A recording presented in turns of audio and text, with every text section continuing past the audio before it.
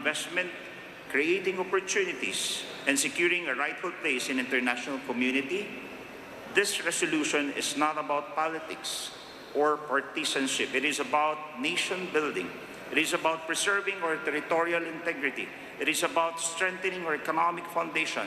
It is about where every Filipino is freer, safer, and more prosperous.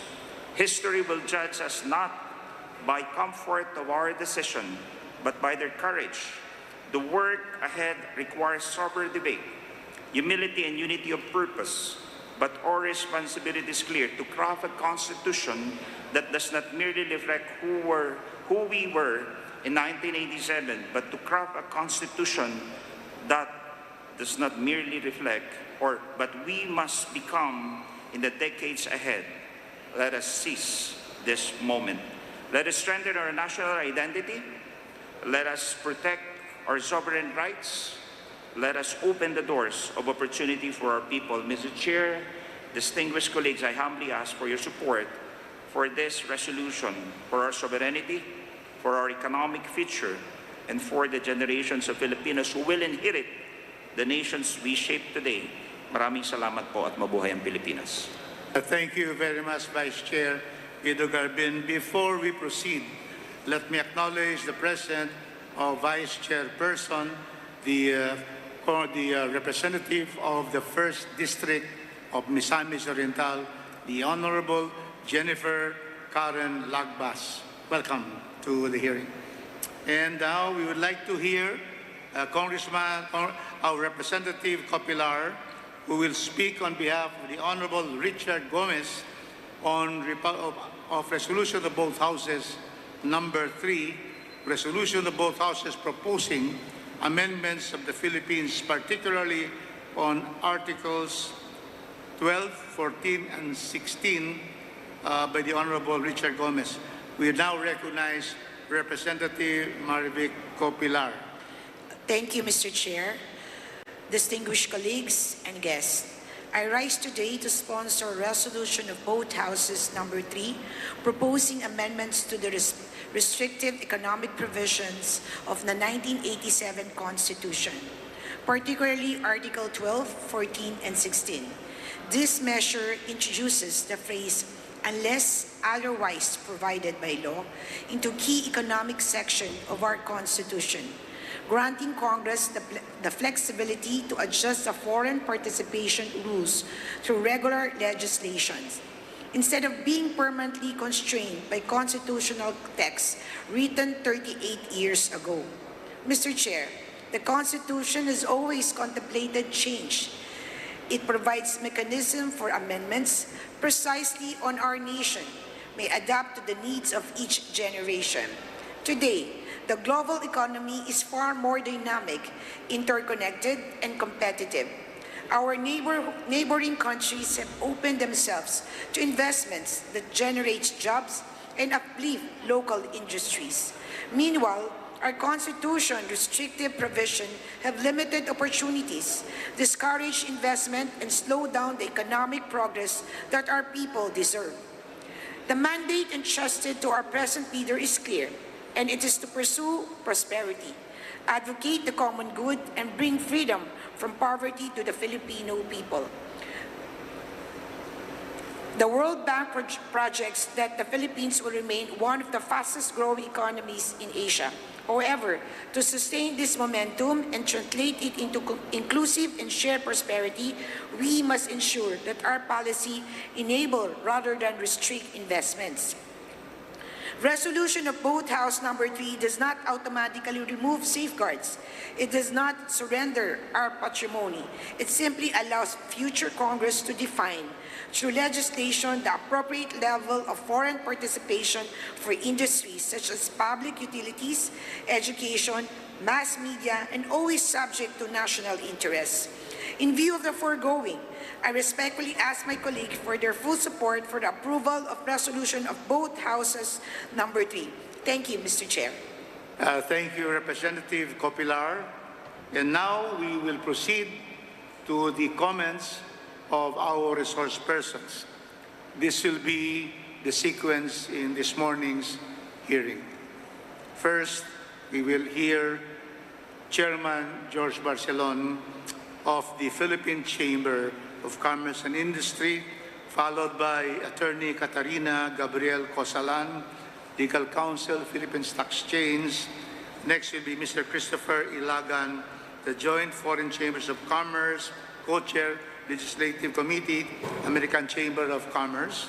Then we have Ms. Mariel Angela Soriano of the Advocacy and Engagement Specialist of the Arrancada Philippines Project, American Chamber of Commerce of the Philippines.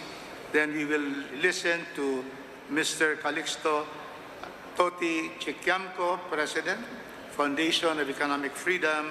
And then we will go to Attorney representing the Dean of the UP College of Law, represented by Associate Dean Attorney Compañero Paulo Tamase and Attorney Oliver Reyes. And we also have with us from the government, Assistant Director Judith Gondra.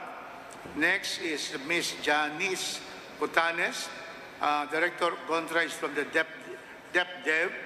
And also Ms. Janice Otanes is Supervising Economic Development Specialist of DepDev. And we also have USEC, Dominic Velasquez, Chief Economist of the Department of Finance. And we have Director Marina Elenita S. De Sasso, Chief Legal Affairs, Department of Finance. Okay, has everybody been called?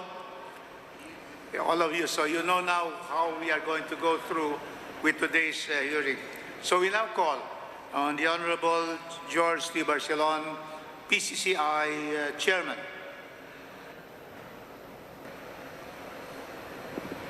Thank you very much, Honorable Congressman Rodriguez. Very nice to be invited.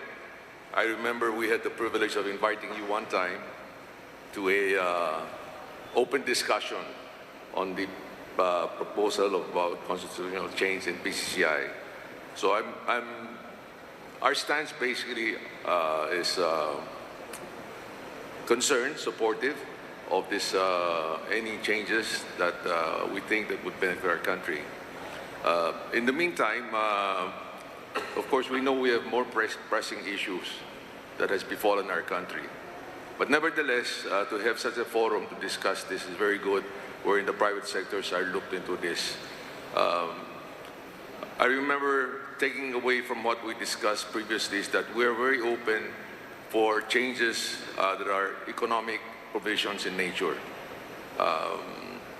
Because that's within our, what you call, coverage on the business sector side. Other than that, whether it be CONCON, Constitutional Assembly, I leave it to the wisdom to our legislator. Primarily, of course, you have to consider the financial capability, the timing, and that it will not disrupt in any way the normal operations of businesses and also for the legislator. We have seen in the past that the government in the past few administrations have been very proactive in allowing our country to be more attractive to foreign direct investments.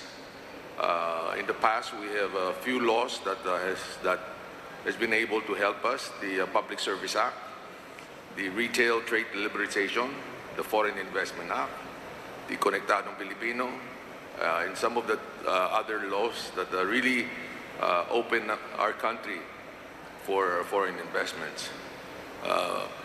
But there is this sticking issue of why the foreign investors are not coming, although we have provided ample liberalization on investment. Now companies can invest in our power, in telecom. Okay. Of course, there's some restriction as far as agriculture.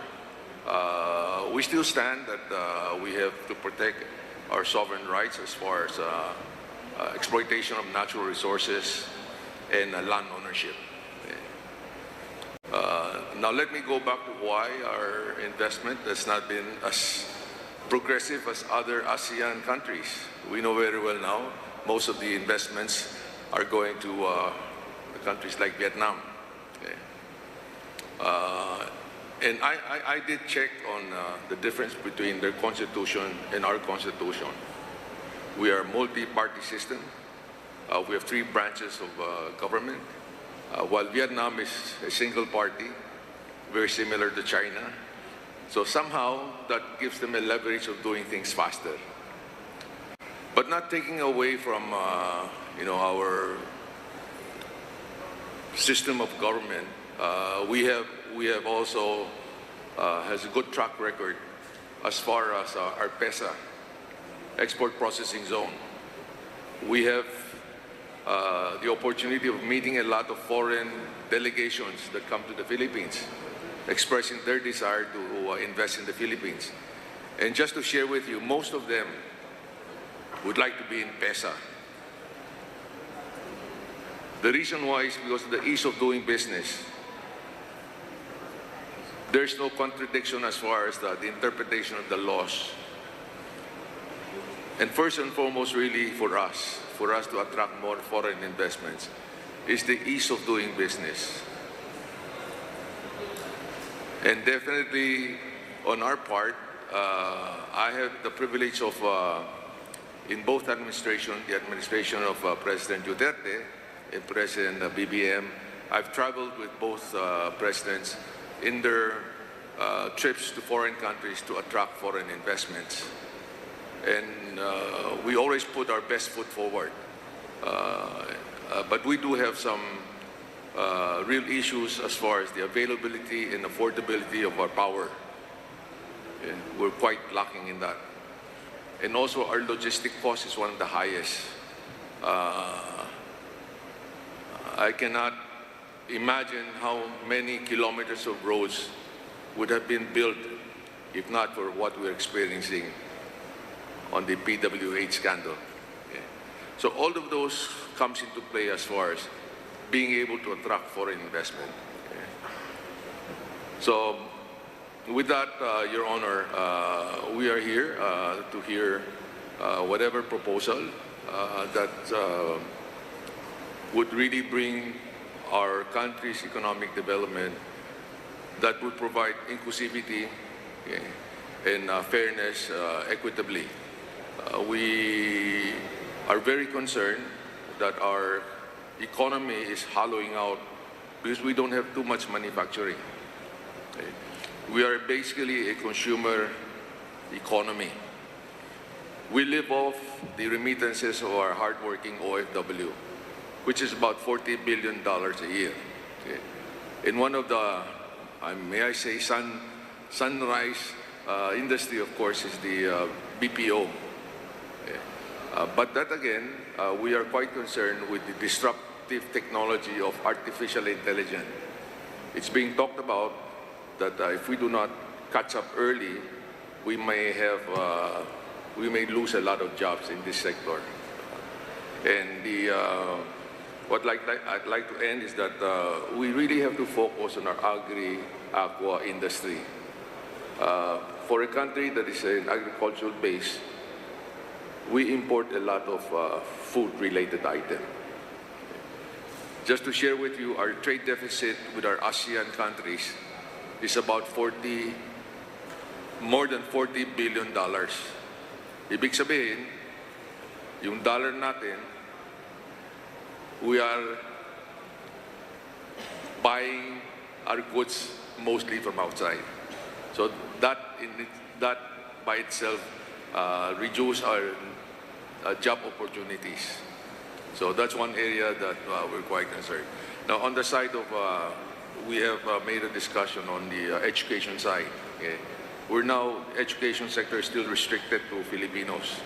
And maybe that can be looked into as far as higher education that are focused on medical, sciences, and mathematics. Okay? If we can learn from others, maybe on those certain educational discipline, we can be more liberal about it. So with that, I'm sharing my thoughts, and I hope that those things can be looked into in the discussion of changing our constitution. It's 38 years since the last major change. So we're all in agreement that it's about time that we tweak it a bit. Maraming salamat po. Thank you. Thank you, Chairman Barcelon. Let me thank the PCCI for inviting me. The previous Congress, we approved in the House economic provisions, amending 6 economic provisions, but unfortunately, the Senate did not act on that. So we're back here to again find out what is the best mode. As you have said, you're very much interested in the economic provisions, and you give it to Congress to decide whether it should be by CONCON or CONAS. Thank you very much for your thoughts. Thank you, Chairman. Before we proceed, let me just acknowledge the Dean of the San Beda Graduate School of Law, the Reverend Father Ranilio C. Aquino. Thank you for coming, Father. So now we will proceed, and we would like to hear from Attorney Catarina Gabriel Cosalan of the Philippine Stock Exchange. The floor is yours, ma'am. Good morning, Mr. Chair. Good morning, Your Honors. Thank you for inviting the Philippine Stock Exchange to this public consultation. The PSE fully supports the amendment of certain economic provisions of the 1987 Philippine Constitution, specifically the easing of restrictions on foreign participation in the following areas of investment, which are currently reserved for Philippine citizens and corporations. First is the exploration, development, and utilization of natural resources. Second is the operation of public utilities. Third is the operation and ownership of educational institutions. And fourth is the ownership and management of mass media institutions. The grant of authority to Congress to eliminate or at least lessen by law these barriers will pave the way in attracting more foreign direct investments into the Philippines. Your Honors, at this juncture, the PSE would like to emphasize that openness to foreign ownership is a key criterion that investors look at when rating the quality of a market. So index providers, or let's say investment research firms such as MSCI or Morgan Stanley Capital International, and FTSE, Financial Times Stock Exchange. These index providers create benchmarks or standards for stock market performance.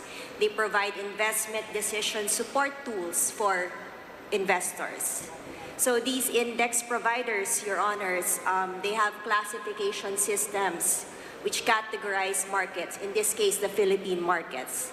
And under these classification systems, there is market accessibility. And on the criteria under market accessibility, I will just mention 3 which is relevant to our discussion today, Your Honors. Openness to foreign ownership, ease of capital inflows and outflows, and the third is incidence of foreign ownership restrictions. So these classification systems, Your Honors, are used by these index providers to construct indices. So, Your Honors, what are indices? These are statistical measures that track the performance of a certain market. In this case, again, the Philippine market. Also, these classification systems are used by these index providers to compare the different markets from one another. Your Honors, as to the mode of amending the 1987 Philippine Constitution, the Exchange fully supports the calling of a constitutional convention. With this, the PSE would like to recommend that House Bill number 3068 and House Bill number 5870 include a provision establishing a committee composed of representatives from various sectors which will guide the delegates accordingly on policy considerations. We suggest that these representatives should be experienced experts from the following sectors, among others: economics, finance, law, health, tourism, labor and migrant workers, agriculture and fisheries, transportation, science and technology. So for the kind consideration of this honorable committee, Your Honors, the Exchange will submit its position paper by next week. Thank you.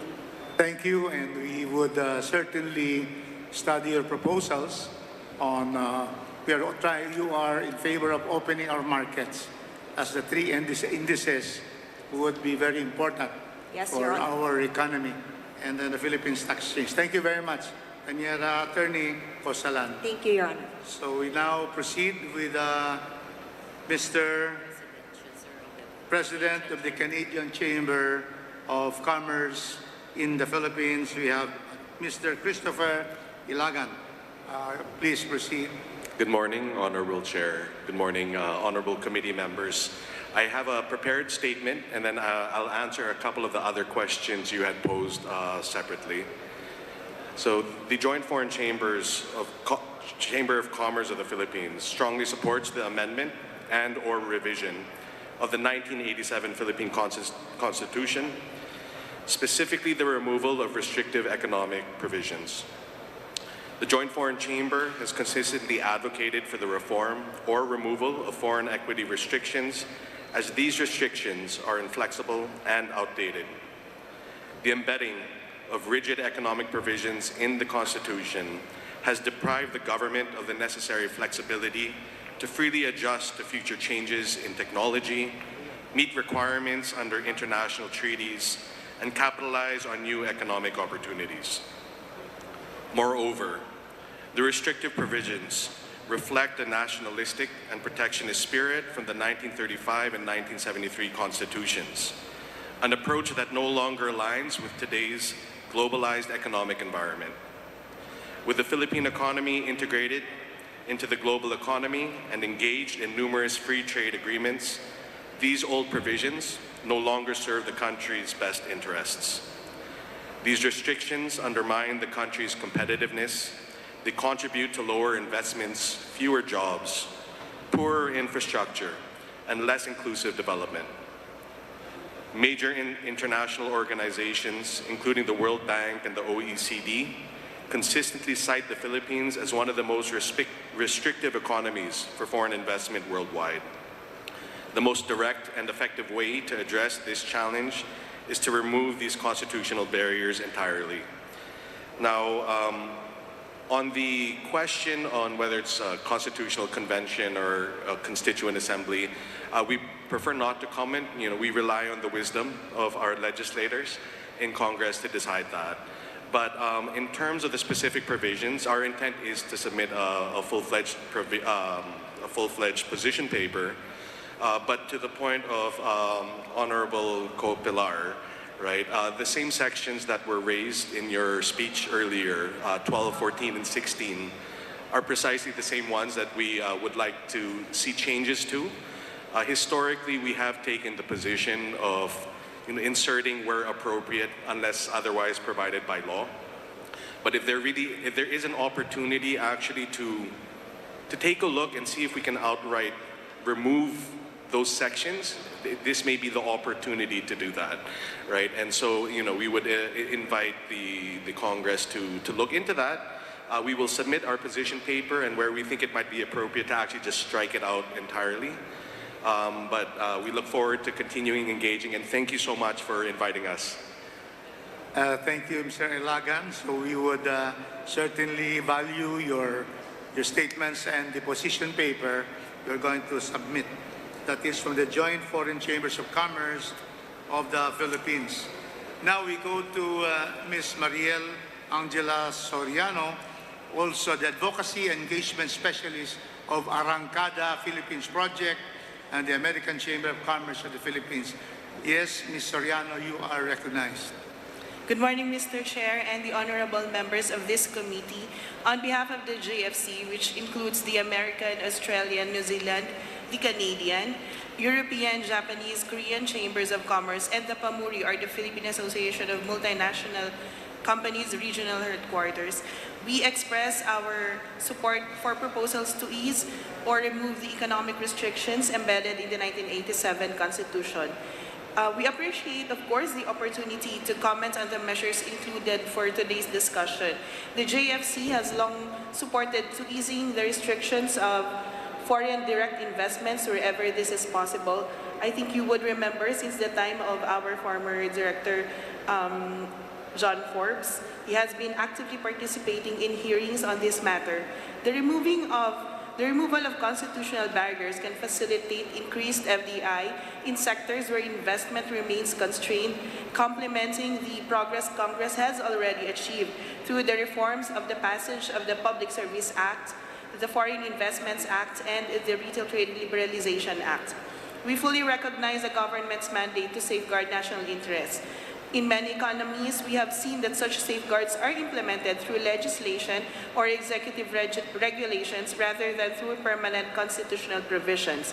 And thus, this approach would also allow the government to adjust quickly to technological changes, international commitments, and emerging global opportunities. Ultimately, the global economy increasingly depends on the free movement of capital and on a level playing field between the domestic and foreign investors. Providing clarity, flexibility, and openness in our investment environment is vital to sustaining competitiveness. We thank the committee for its attention and stand ready to work with you in promoting reforms that will enhance the country's economic growth and long-term development. Thank you, Mr. Chair. Thank you very much, Ms. Soriano, for your comments. And we would also request a position paper because you wish to put a matrix of the statements and the positions of all our resource persons. You are the morning session. We have also in the afternoon session. And so now we proceed to hearing the President of the Foundation of Economic Freedom, Toti Chicamco. The floor is yours. Maraming salamat po, Your Excellency, Congressman Rodriguez. First of all, I'm happy to note that Congress is moving toward addressing the structural problems of the Philippines. It's not our problem is not just a matter of graft and corruption or putting moral people in government. It is a structural problem which arises from the defects of a constitution that was made more than 30 years ago. So, with respect to the mode of changing the constitution, I support a constitutional convention in 2028 in the same time that there will be elections.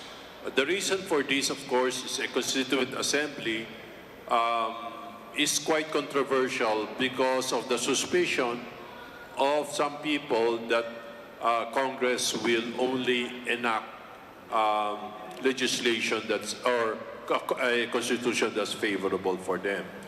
Besides, a constitutional convention will gather the widest possible participation of our people in changing the constitution. Unlike the 1987 constitution, in which only a few appointees crafted the constitution. As to what changes I would like to see in the constitution, there are a number. One is, of course, to remove all Filipino first and Filipino only provisions in the Constitution, because these provisions have only resulted in the development of monopolies and oligopolies in the country. We need to remove all those Filipino first and Filipino only provisions in the Constitution. The second thing is, I think, we need to develop a strong political party system in the country with state funding for political parties. So there's no more need for individual politicians to raise their own funds to be able to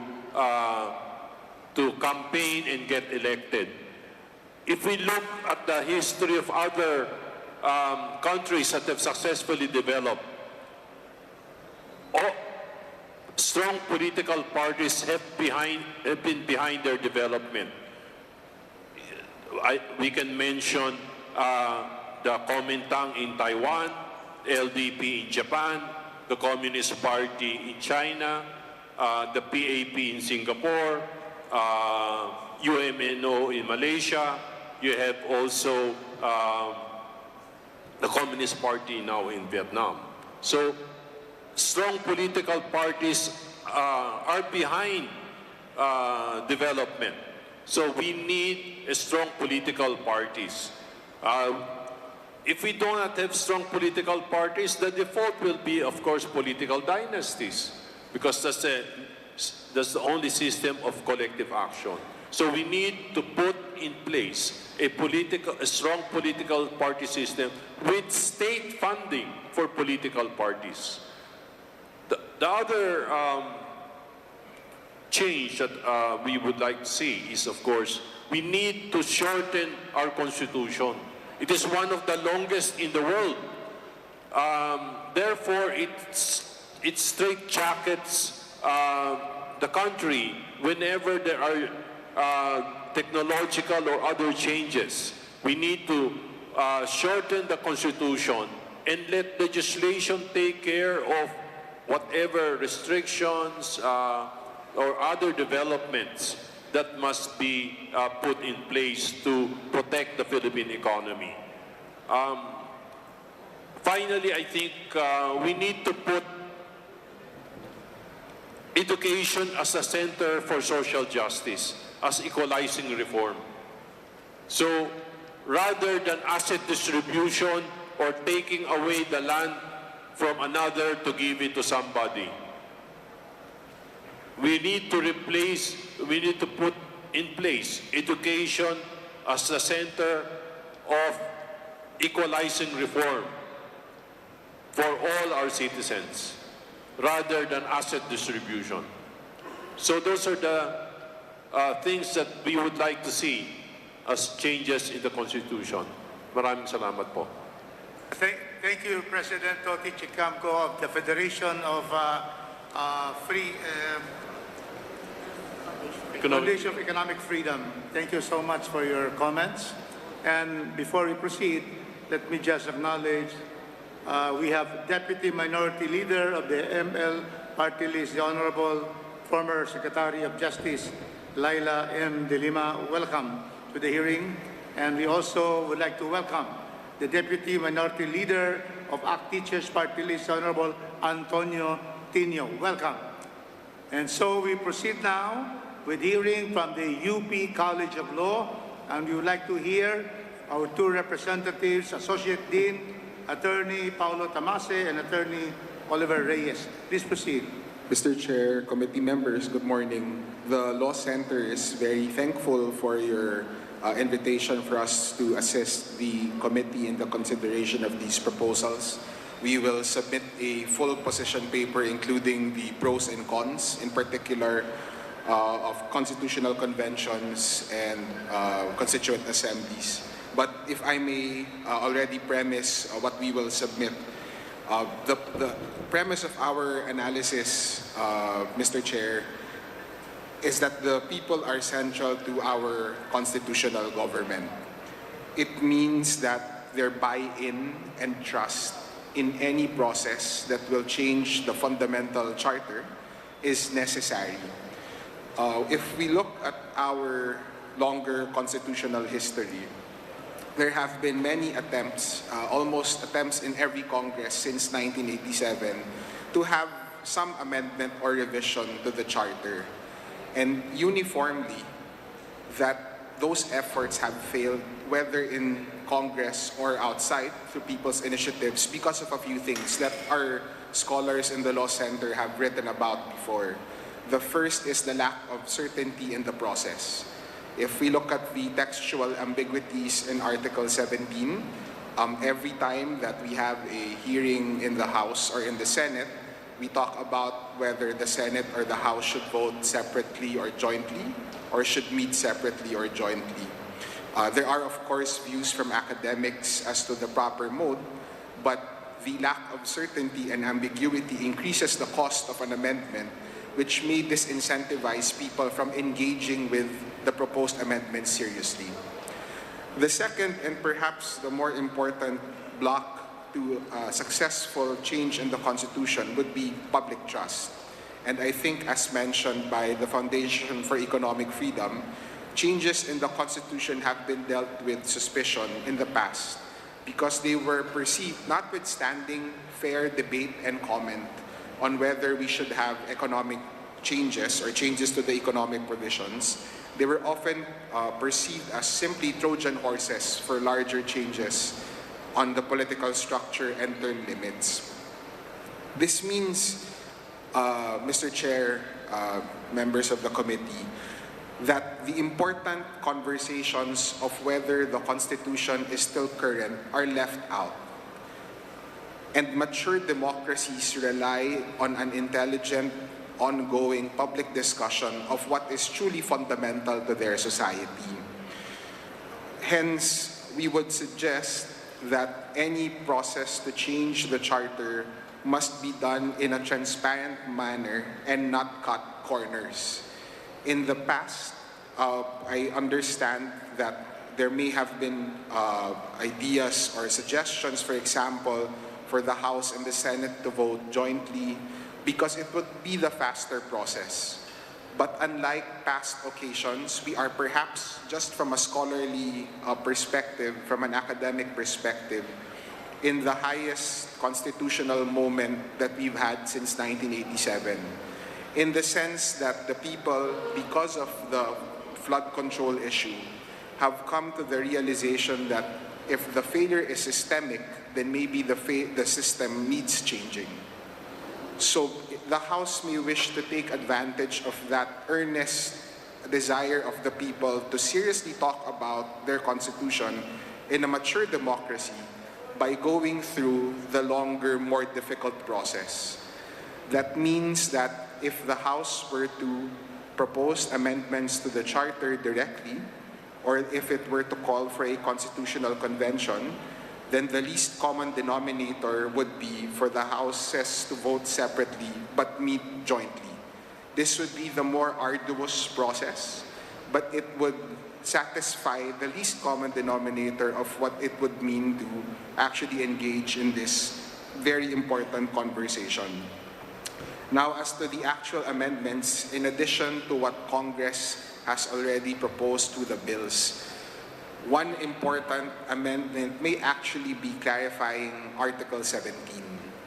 And that involves, cleaning up, Mr. Chair, members of the committee, the ambiguity between whether the process really requires the houses to meet and vote jointly or separately.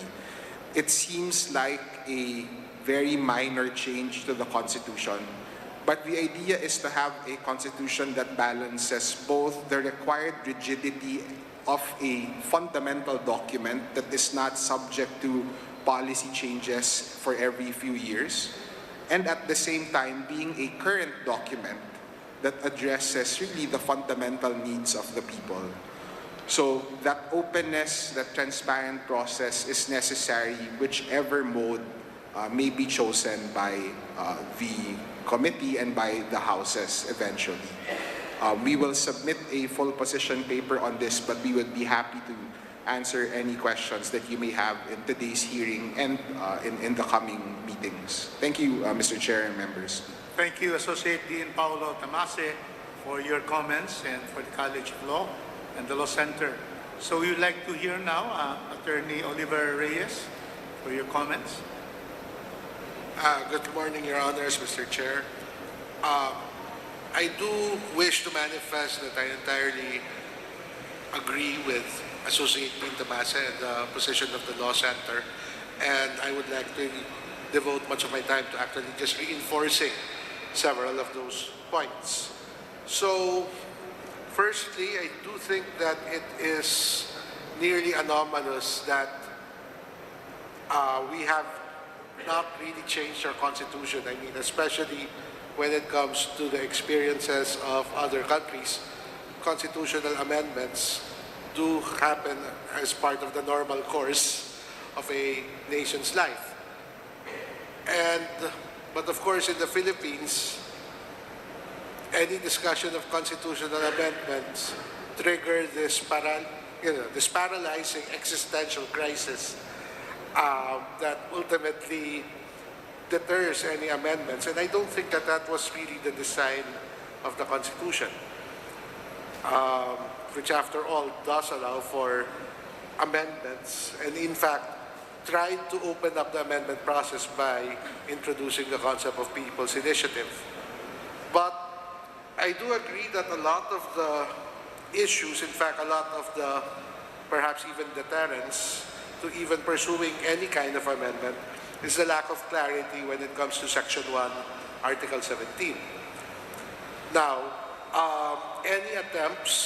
any serious attempts to amend the Constitution would have to hurdle and in fact would require both the House and the Senate to come up with, at the very least, a provisional interpretation of what this provision means in order to actually enact the amendment.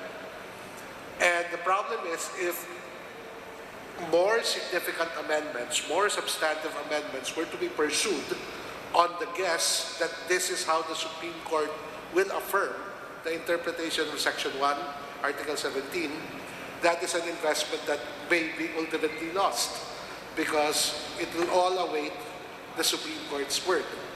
But if the initial amendment to be pursued actually centered on Section 1, Article 17, and then the Supreme Court rules on the issue of voting jointly, separately, or affirms or rejects how both houses of Congress had proceeded, at least now there would be this clear guidance from the Supreme Court as to how to be able to successfully pursue other amendments. So perhaps that is really something worth considering. And also, moreover, on the point of needing to build public buy-in towards the Constitution, an initial discussion on amending the Constitution to clarify Sections 1, Article 17, can already test the waters, so to speak, as to the public appetite in amending the Constitution now. And I do think that with all of the flood control scandals, with the impact that has had on public trust in our institutions, this is as opportune a time as to perhaps discuss even these existential questions. And I do think on the point of whether or not to pursue amendments or to call for a convention, I think that to call for a convention and to essentially undertake a revision of the Constitution, an entire holistic analysis of the structural changes, as part of the need for transparency and public confidence, I think it should be understood that this would be a measure that would require actually, and for at least a few years, a redirection of the public focus, of the focus of our institutions, of our public discussions on how do we proceed forward as a nation. Because after all, the Constitution is the foundational document. And I think that a constitutional convention and a revision, I think it should be understood that if we do decide to embark on this process, re-examine the whole Constitution, it would require this redirection of the public focus. And I think that that should be part of the buy-in that would be required. But at the same time, as I said, it should not be that difficult systemically to amend the Constitution. And and I do think that a lot of the proposals, which I'll reserve comment on, but a lot of them would only entail amendments. And the clarification of Section 1, Article 17 would go a long way to, well, having those discussions. Thank you, Mr. Chair. Thank you very much, Paniero, Attorney Reyes. And we would like to, before proceeding, welcome Congressman De Maguila for coming, for coming to this hearing. Thank you very much for coming. And so we are about to have the last speaker on the private sector, because after Dean Aquino will hear our officials of government. So you would like to hear now the Reverend Father Ranhilio Aquino, San Beda Graduate School of Law. Please proceed, Reverend Father. Good morning, Your Honors. I also respectfully request for the opportunity to submit a position paper after this. I favor an amendment of the Constitution if we are minded to go no further than an amendment. Aside from the grounds advanced in the privileged speeches that introduce the measures, the issues our nation has had to grapple with lately demonstrate quite clearly to me, and perhaps to others as well, that systemic change is necessary. Frequently, objections to amendments of the Constitution are tied to some kind of a sentimental attachment to the 1987 Constitution. There is no doubt that it is a well-written Constitution, but that is not to say that it cannot be improved.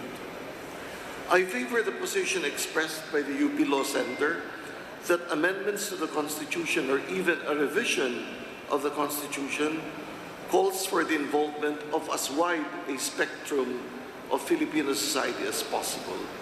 This means that consultation on fundamental levels of society, LGUs, barangays, youth, should accompany the groundwork for constitutional amendment or revision of the Constitution. I also seriously advance the proposition that it would be good to get the support of the church. It's not because I'm a priest, but the fact is that the church has considerable influence in Philippine society. And so to get the church on board and to make use, for example, of consultation through its basic ecclesial communities would be very good. It is common to dismiss the need for system change with the easy contention that it is people that need to change, without in any way being dismissive of the truism that we need civic spiritedness among those who hold public office, as well as among those who choose those who hold public office. It is, however, a position I strongly maintain as a professor of philosophy, as well as of comparative constitutions, advocating, well, that decision-making processes of persons are conditioned by systems. So it's not correct to say, change the people and the system will be okay. No, because in many ways, systems do condition the way people act. And so we do need to take a look at the system. Systems channel the decision-making processes of persons and condition public life. I am by no means advocating a clean sweep of the 1987 Constitution that is in several respects exemplary. Nobody, I think, would support the proposition that every single section must be rewritten and every salutary provision of the 1987 Constitution, drafted to my mind by people of integrity, probity, competence, and noble intention, should be stricken off and set aside. However, Your Honors, the theory of constitutionalism is precisely that society can be reorganized and its body politic reconfigured by rewriting the Constitution. It is for this reason that I favor not only an amendment of the fundamental law, but as the Vice Dean of UP Law said, a revision as well. And the principal revision I strongly advocate is a system of government that puts a premium on the accountability of government. And given the different political configurations of the branches and offices of state that we are taught both by history of the constitutions and of states, the parliamentary system is one that holds government constantly to account to the representatives of the people.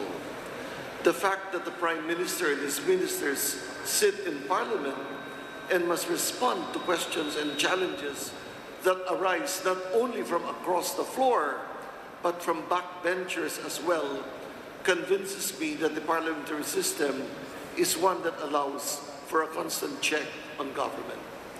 I know that the objection will be heard that we have never tried the parliamentary system in the country, at least not the Parliament of the Westminster type.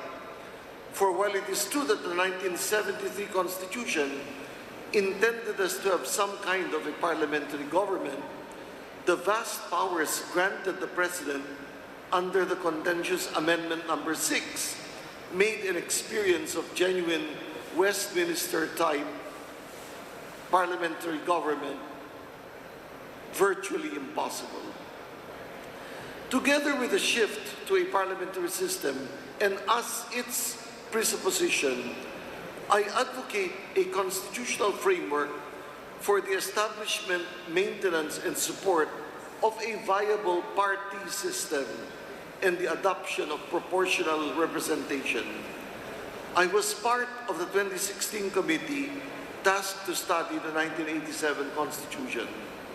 And while I was averse to proportional representation, in large measure because I did not see the point to it, it eventually occurred to me that you cannot promote a party system in the Philippines, a nation that tends towards populism, without the system of proportional representation that compels voters to look to parties and what they advocate rather than persons and the families they come from.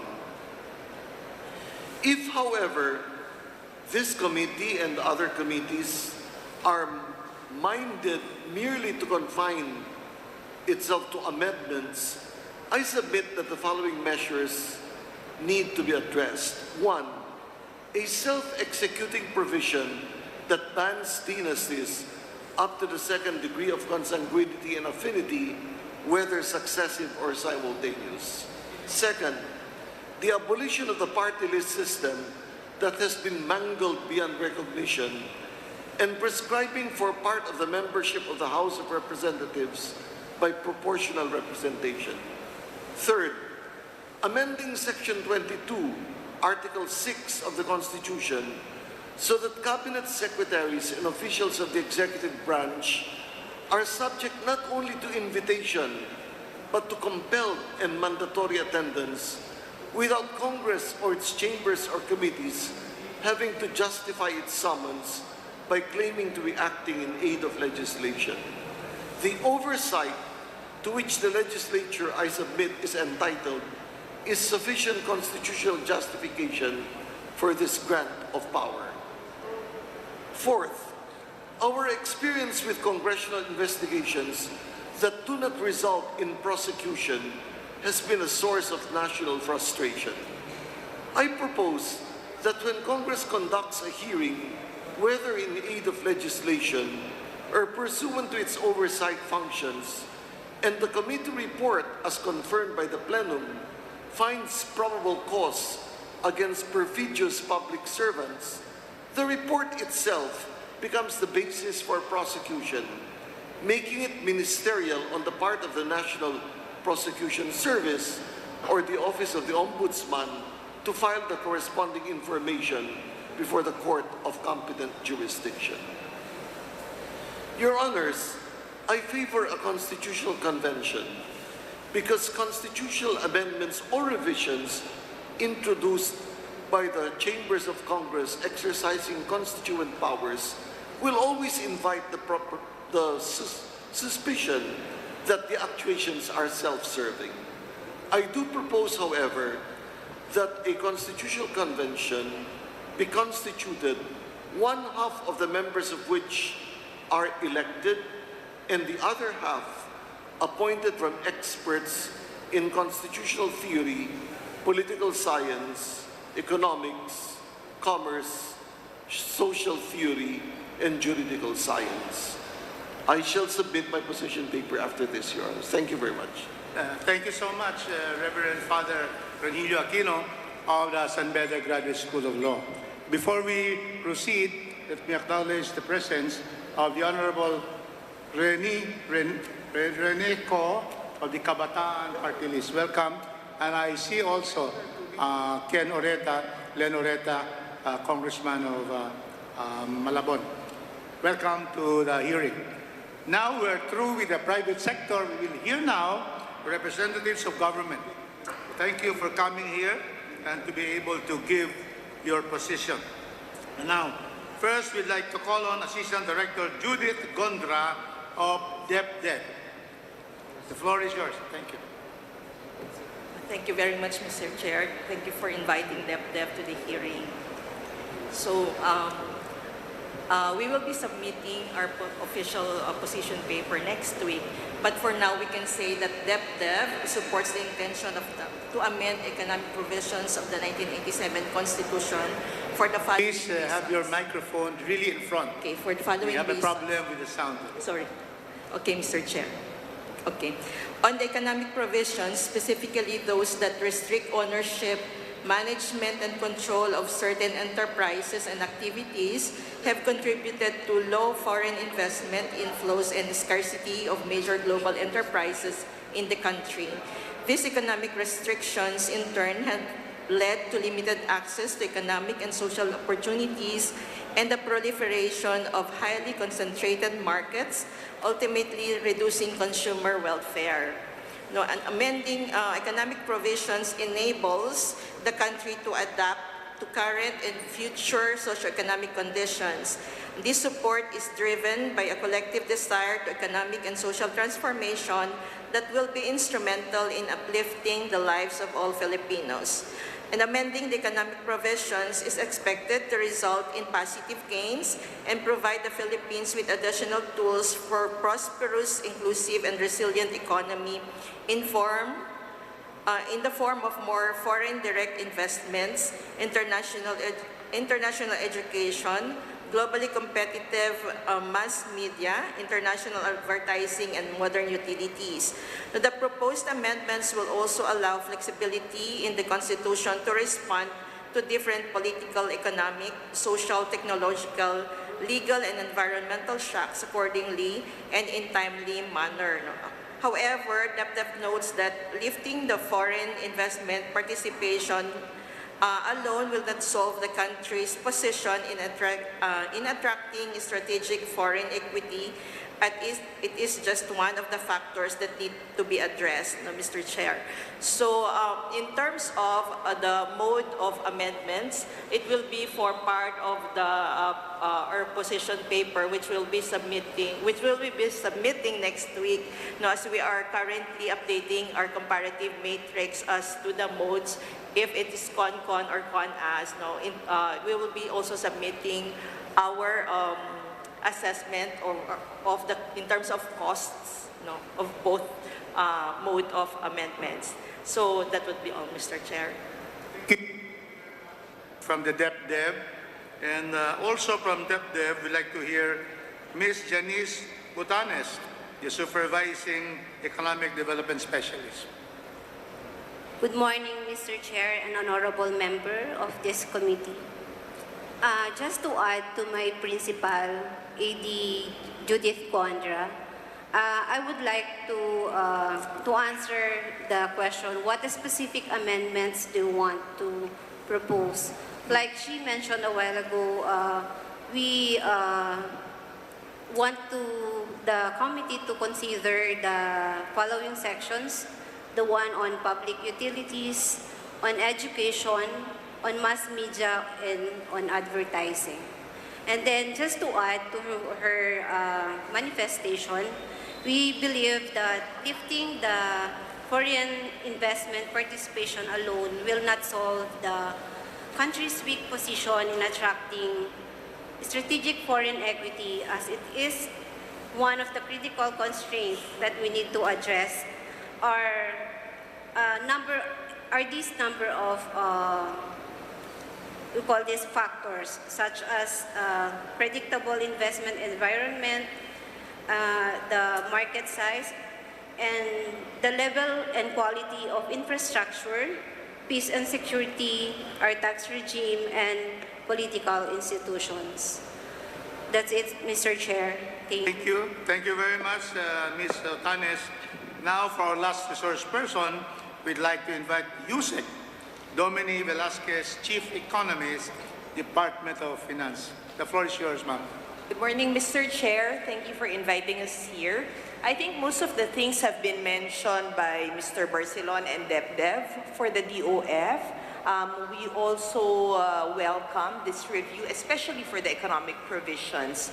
We can recognize that in the past 10-15 years, the country has been very open to foreign direct investments with the help of Congress, with the liberalization reforms that we've put in place.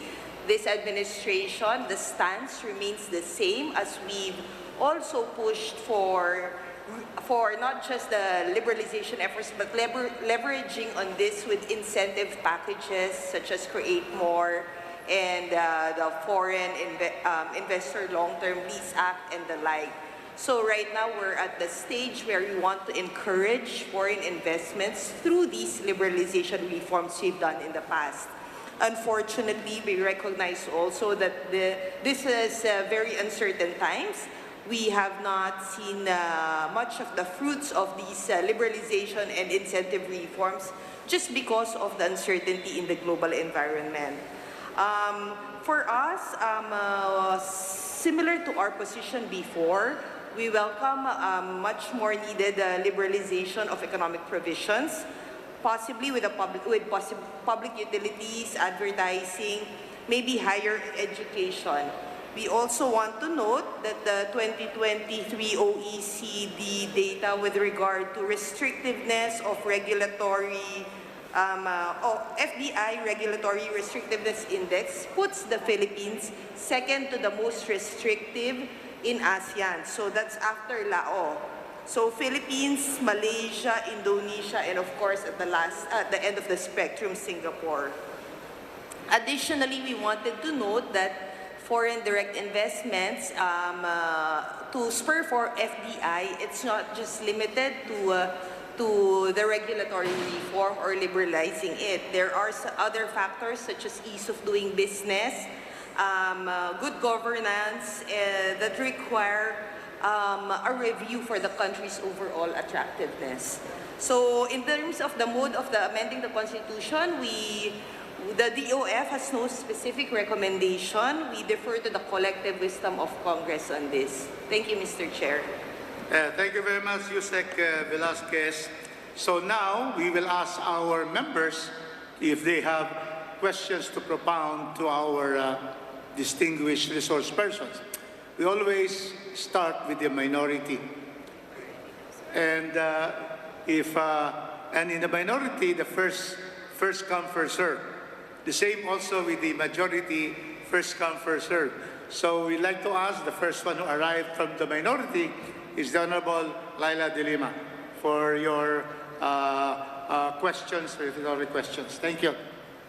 Thank you, Mr. Chair. Good morning. Good morning to our distinguished resource persons. I just have a few preliminary questions at this point. This is the first time that I have attended the committee hearing the hearing of this committee. I don't think there is hardly any debate that the Constitution needs some adjustments already, some changes, some modifications. Now, I just want certain clarifications here. Are we pushing for just amendments or revisions? Will the proposed constitutional convention be dealing with amendments on specific issues or priority areas for changes, or are we talking here about revisions? Because we all know that amendments and revisions to the Constitution are two different concepts. Can we ask any of the distinguished sponsors or authors of the pending bills to please clarify? Because the reason why I'm asking this, Mr. Chair, is in House Resolution number 460, it says a resolution calling for a constitutional convention to propose amendments to the 1987 Constitution of the Republic of the Philippines. This was filed November 12. But the day earlier, actually the bill itself, which is House Bill number 5870, filed or authored by the same authors of the resolution. Resolution number 460 says, well, the title is an act calling for a constitutional convention to propose amendments, revisions, corrections, and changes to the 1987 Constitution, setting the election date of delegates, prescribing the composition, powers, and functions of the convention, providing for its appropriations and for other purposes. So this is broader, not only amendments, but also revisions, corrections, and changes. So am I correct in perceiving that we are actually contemplating here or envisioning revision and not just amendments to specific items, the ambiguities? Because I do believe and I agree and I concur with the idea that we need to clarify ambiguities because there are ambiguities sa ano pa lang, dun pa lang sa impeachment. The forthwith terminology, the use of the term forthwith, and with the Supreme Court decision, it looks like if it's not reconsidered, then it's next to impossible if any future complaint for impeachment would prosper. And then this voting about whether it's jointly or separately on certain items. So can we be clarified, please? Because to me, this is very crucial, whether we are talking here about just amendments to the more important and more urgent provisions, or we're talking here about revisions. Thank you, Which could be Congresswoman De wholesale. Lima. Before Deputy Speaker Acudo can answer that question, may I recognize Deputy Majority Leader Arnan Pangaligan. Thank you, sir. Deputy Speaker Puno is now recognized. Thank you, Mr. Chairman. Your Honor, we purposely avoided specific amendments in the resolution that we submitted. Our resolution intends to define the method that will be used in order to either revise, amend, or otherwise deal with the Constitution. We feel that there are just so many specific amendments that can be brought forward by many experts, and we do not presume to be experts in all fields. We did mention some inconsistencies and ambiguities that we felt should be immediately addressed. But the body of the resolution merely provides for the method of how the Constitution will be reviewed. So it was our hope that in the proceedings in this committee, that if such ideas will come in as to whether or not there should be clarifications or actual revisions, that this should be discussed in committee. We did not presume to be knowledgeable about what would be the best course of action for the committee at that time. So we believe that this format of our resolution will allow for more discussions to give substance to the method that we're going to use for the Constitution. It merely stems from the fact that there have been people's initiatives that have been ruled down and stricken down by the Constitution a number of times over the many years. It comes at a time when both houses of Congress are under criticism by many quarters for various actions done by both houses. So we feel that, for example, a constituent assembly is probably not the best suggestion to make at this time if we are going to seek the full confidence and faith of our people. And we don't believe that a people's initiative is any longer feasible, especially under the situation where the Supreme Court has already ruled many times about the various efforts of a people's initiative, which leaves us only with a constitutional convention to deal with these issues. So, in summary, our resolution merely provides the methodology and venue for the consideration of these issues, Mr. Chairman. Madam. With that explanation of our distinguished colleague, our distinguished sponsor, I take it therefore that we are confronted with two situations here. So one is that this proceedings, these discussions at the committee level does not exactly foreclose the idea of already identifying certain priority areas for possible amendments. Correct? Already identifying in the bill. Yes, if I may, Mr. Chairman. Does not foreclose, actually. Or it will also be, one scenario also is that the Constitutional Convention as envisioned in the bill is, we would be given full discretion to determine the scope of amendments that can cover even the form of government, and then, for example, also even the proposed abolition of the party list system, as mentioned by the Reverend Father Aquino. Good morning, Father. Good to see you here. So it would be given the Constitutional Convention as envisioned would be given the full discretion to determine the scope of amendments, and therefore it would not just be really amendments, but it would be revisions. So those are the two possible scenarios. We can be more circumspect and we've been more careful by already identifying what the specific priority areas or areas that will be covered by the amendments of the Constitutional Convention to be tackled by the Convention, or full discretion that would open the doors to all types of changes in the basic charter. Is that correct? Yes, thank you, Mr. Chairman. The resolution that we submitted was submitted in the context of other resolutions already submitted to the committee for specific amendments and their own methods of amending the Constitution for those purposes. So we were anticipating that there will be a period of discussion and all of these resolutions would try to be reconciled, and therefore the specific amendments that were mentioned by everyone else would also be brought to a discussion.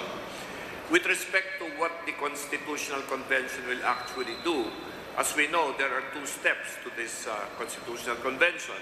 First, we have to come up with a joint resolution from 2/3 vote of both houses or either house of Congress that a Constitutional Convention will be called, after which a more specific law is called upon, which is also going to only require a majority, where the particulars of the convention will be discussed, including what Your Honor, Mr. Chairman, has mentioned about the specific items that will be covered in amendments. So that is why we presented our resolution in this way, because it opens up, of course, the discussions for the second legislation that needs to be undertaken, which is to provide for the specific conditions that will govern the Constitutional Convention after the convention has been decided to be called by both houses of Congress. That's all for the moment, because I just want to clarify really the parameters of the proposed bill, and I reserve the next hearing my proposals. Thank you. Thank you, Congresswoman De Lima. In the order of priority, next to propound question is Deputy Speaker Puno, to our resource speaker, if you have any questions. Well, yes, thank you. There was mention of the possibility of appointing members to the Constitutional Convention by Dean Reverend Father Aquino. I was just wondering what details would enter into this process of appointment.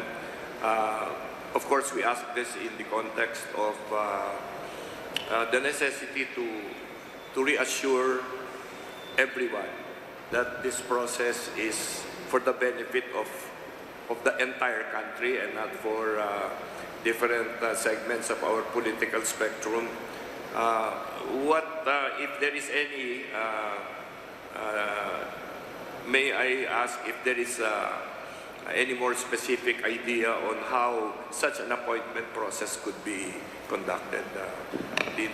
Your Honor, actually the Constitution does not provide anything about the composition of the Constitutional Convention, and therefore impliedly the Constitution leaves it to Congress that convenes the Constitutional Convention to determine the composition of the convention. The reason that I proposed one half elected and one half appointed was that I was a minor seminarian, a high school seminarian, at the time of the elections for the delegates to the 1973 convention.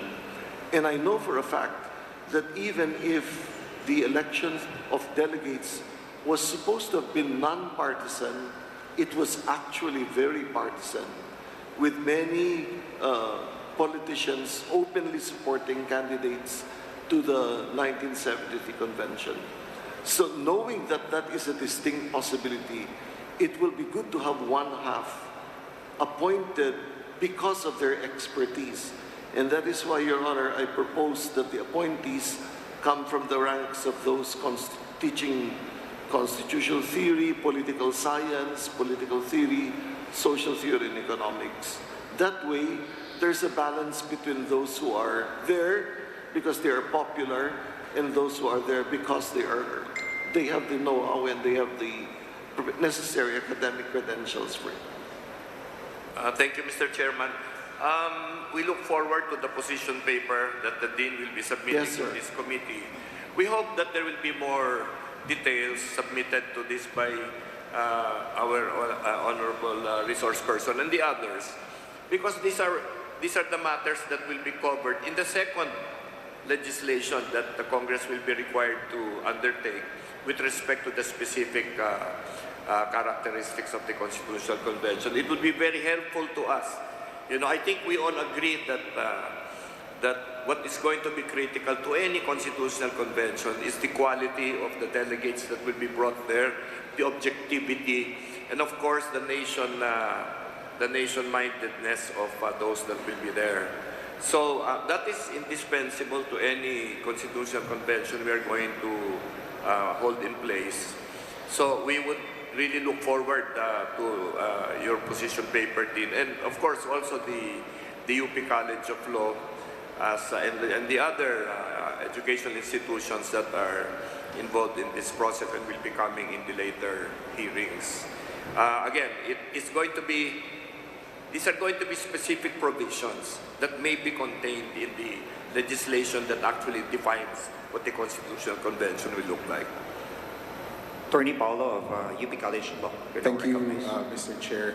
I think we share the observation that the constitutional amendment provisions do not actually provide for an election.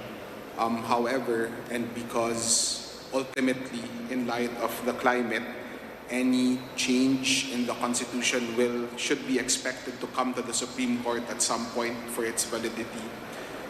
The deliberations of the 1986 Constitutional Commission seem to suggest an election. So I understand that this was already contemplated in the last Congress during the debates on the proposed amendment where there would be appointed members of the convention. But in our research for that undertaking, we found that the framers were quite categorical in terms of it having to be an elected convention. But perhaps in acknowledgement also of the importance of a broad public consultation, there is nothing that stops Congress from creating within the law for the convention a consultative committee that will be made up of appointed officers that can be consulted by the convention at their discretion and their will. Thank you, Mr. Chair. Mr. Chairman, if the College of Law could give specific suggestions on how this thing might be done, we would welcome it, because again, this will be part of what might be contained in a defining law for the Constitution. We will be happy to provide that, Mr. Chair. Thank you. Attorney Paulo, since things was mentioned dealing with the deliberations of the Constitutional Convention, the framers of the 1987 Constitution, can you enlighten us on the discussion on the mandatory provisions, whether there was discussion on voting jointly or voting separately? So, if we look at the records of the 1986 Constitutional Commission, the discussion of whether there would be a joint voting or a separate voting isn't present because of the accident that when the Article 17 was being drafted, the commission or the commission contemplated a unicameral Congress. So the text of the Article 17 actually reflects a unicameral Congress. The decision to pursue bicameralism is one of the last decisions that the commission took, and when they did, and the style was changed for the rest of the Constitution, there was, by some accident, leaving out the proper amendment to Article 17 to make it reflect a bicameral Congress. So that is reflected in the scholarship of former Supreme Court Justice Vicente V. Mendoza a few years ago when this issue was also up.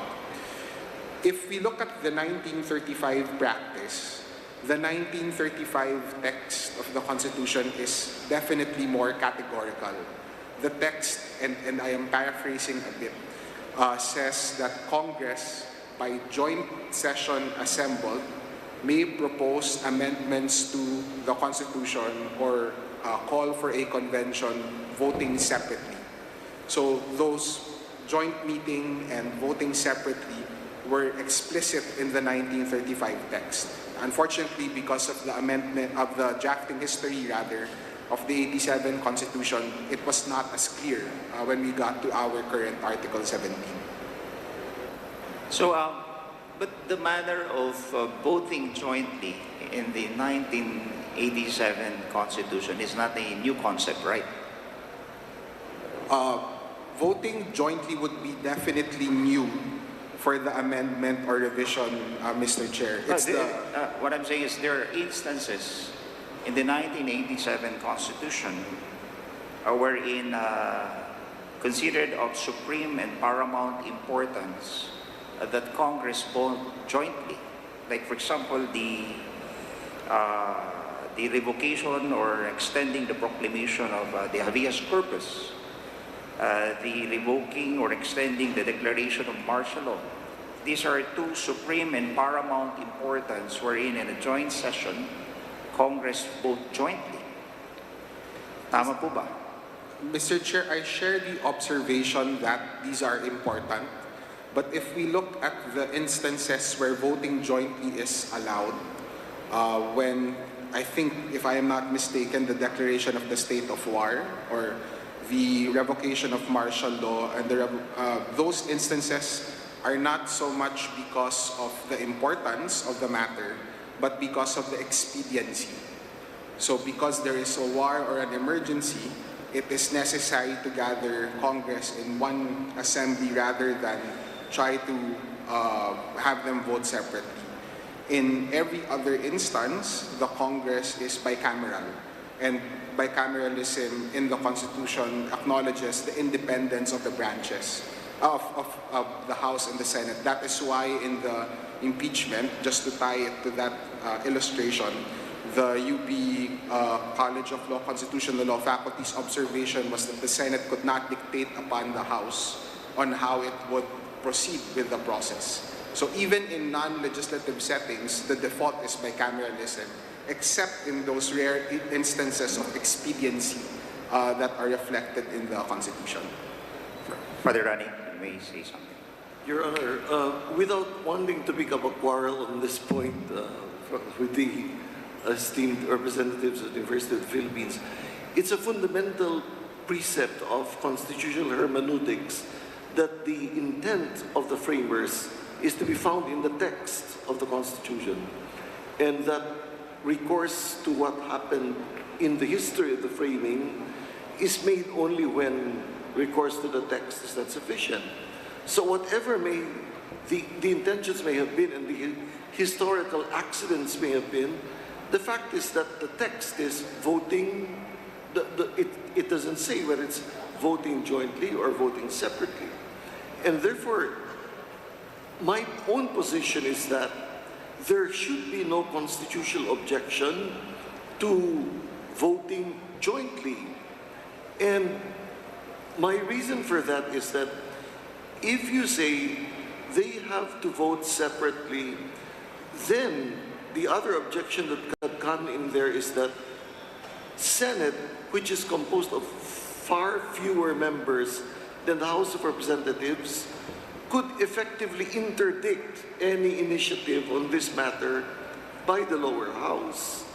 And that would be, I think, an argument of that voting jointly would not be anathema to the Constitution. Thank you, Mr. Father Rani. Any other manifestation or comment? Perhaps to respond to Father Rani's intervention, which I think really does follow the idea that the text should reflect the intent of the framers. The framers' intent is reflected in the text, rather.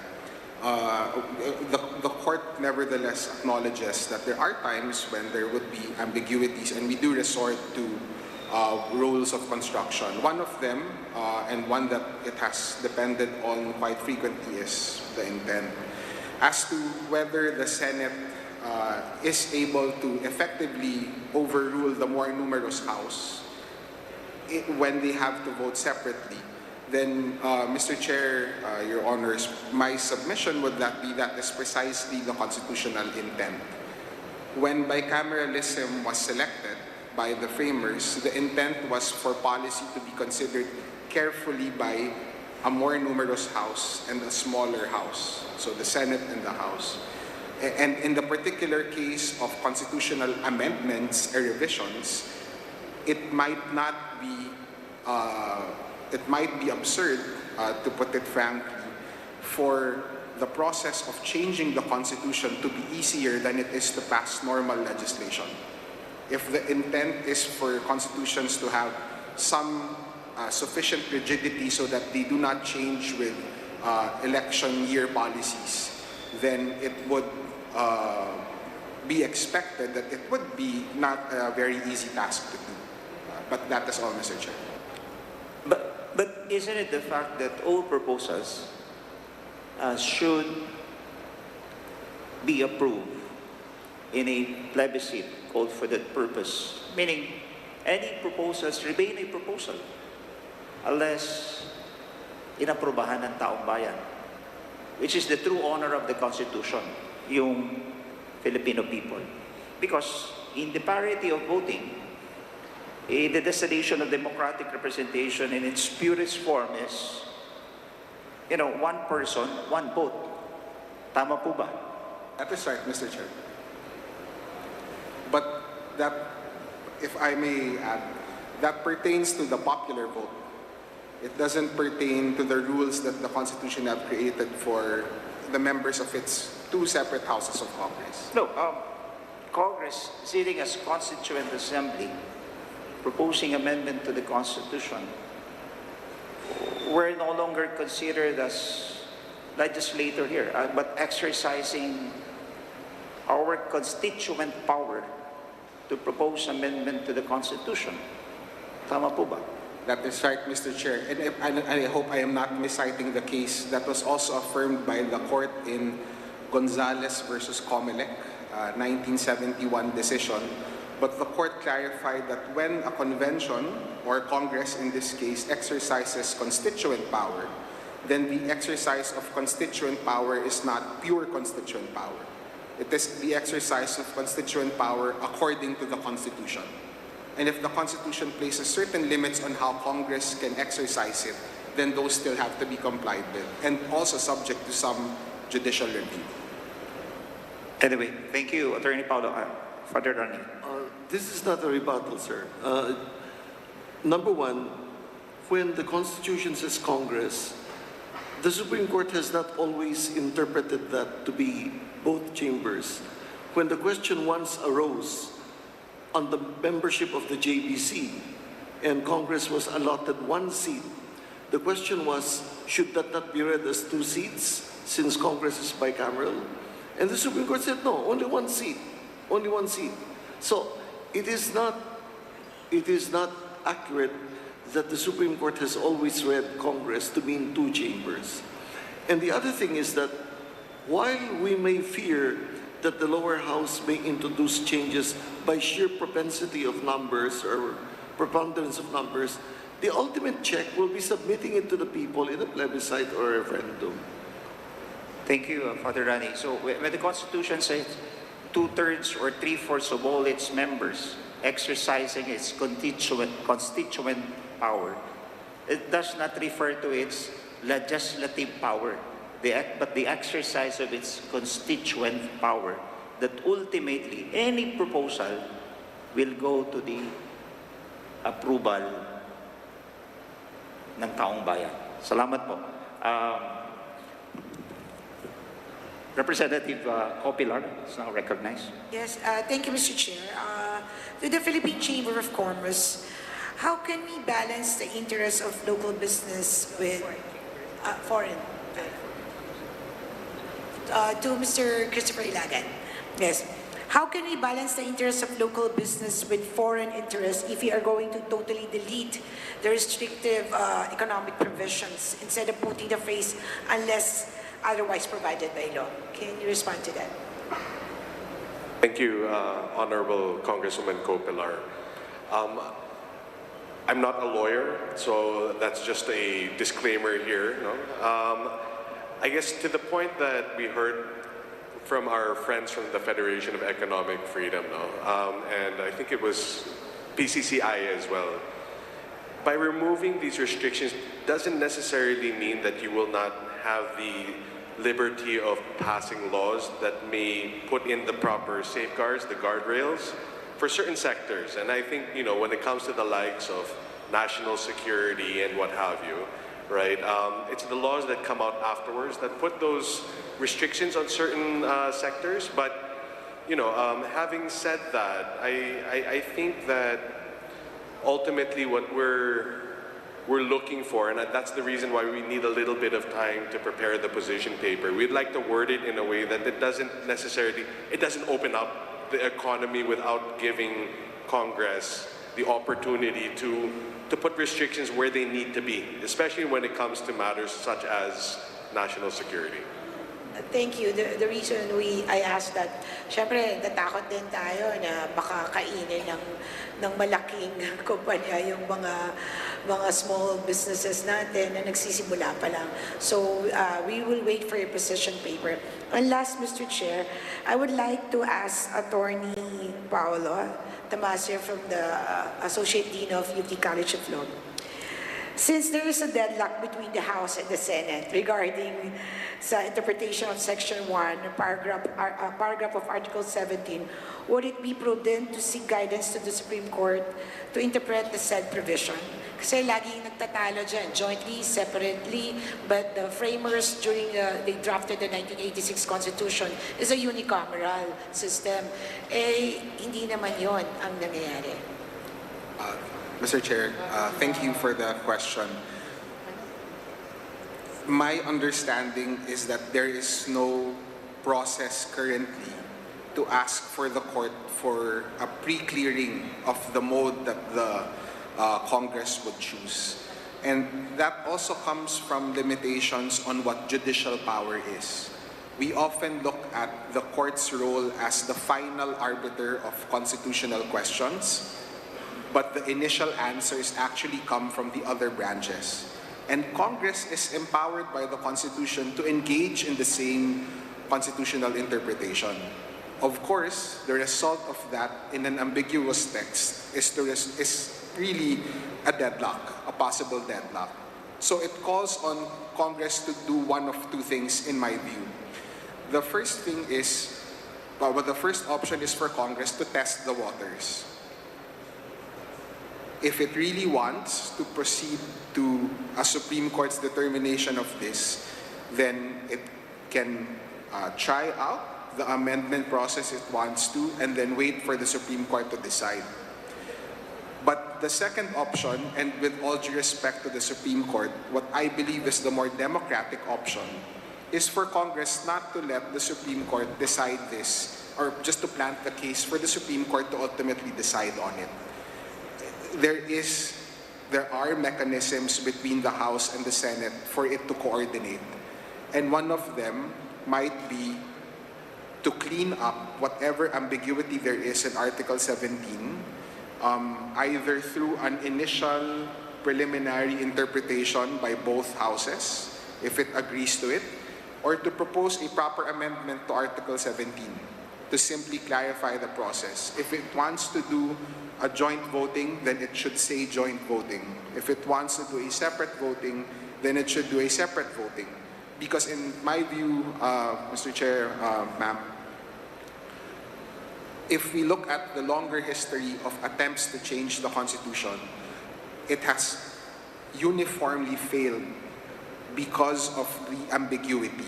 It increases the cost of actually trying to talk about constitutional amendments because everyone just thinks that the Supreme Court will ultimately decide it.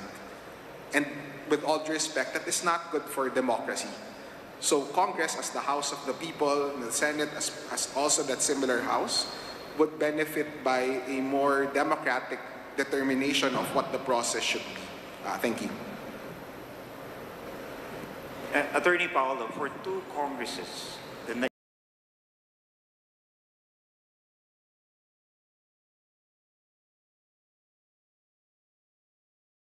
approved by supermajority of the members of the House and was transmitted to the Senate. But consistently, the Senate did not act on it. Ang tanong ko po, halimbawa may maipasa ulit kaming resolution ngayon calling for either CONCON or CONAS or a piecemeal amendment to the Constitution at isinumiti namin sa Senado. Sabi mo kanina kasi, wala pang trigger para yung Korte Suprema ay mag-acquire ng jurisdiction over that constitutional question.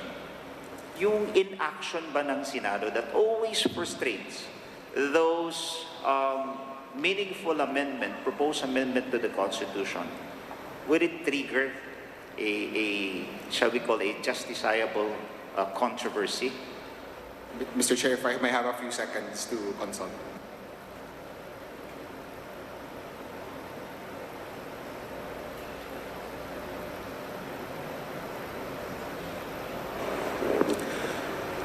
Mr. Chair, if I may answer the question, at best, the House may argue before the court that that inaction would also be in grave abuse. Because as part of the equal relationship that the Constitution ordains between the House and the Senate, then the Senate must act on somehow with as to the amendments or the resolution of the House. But that would be, of course, subject to all sorts of objections before the Supreme Court as to whether that duty is actually present, whether that duty is ministerial, and similar objections. But just to add to that, there might be a possibility that the climate this time is different just because of what scholars would call a constitutional moment. That is when the people and the branches of government come to an agreement that there's something that needs to change in the fundamental arrangement of society. And one of the indicators that that constitutional amendment is the frustration, I think as the three of us mentioned earlier, the flood control issue. So that might be an impetus for the Senate to actually consider a resolution passed by the House, depending, of course, on the substance of the amendment or revision that is proposed from the House. If it pertains to the procedure in Article 17, it might be sufficiently neutral enough to encourage discussion and therefore encourage the Senate to take it on. But if it were to be a more substantive amendment or suggestion, then you would be able to expect some pushback on the part of the Senate. It's just from observing past attempts to change the Constitution. Thank you, Mr. Chair. Thank you, Attorney Paolo. To proceed, and the next to ask question is Deputy Minority Leader Congressman Tino.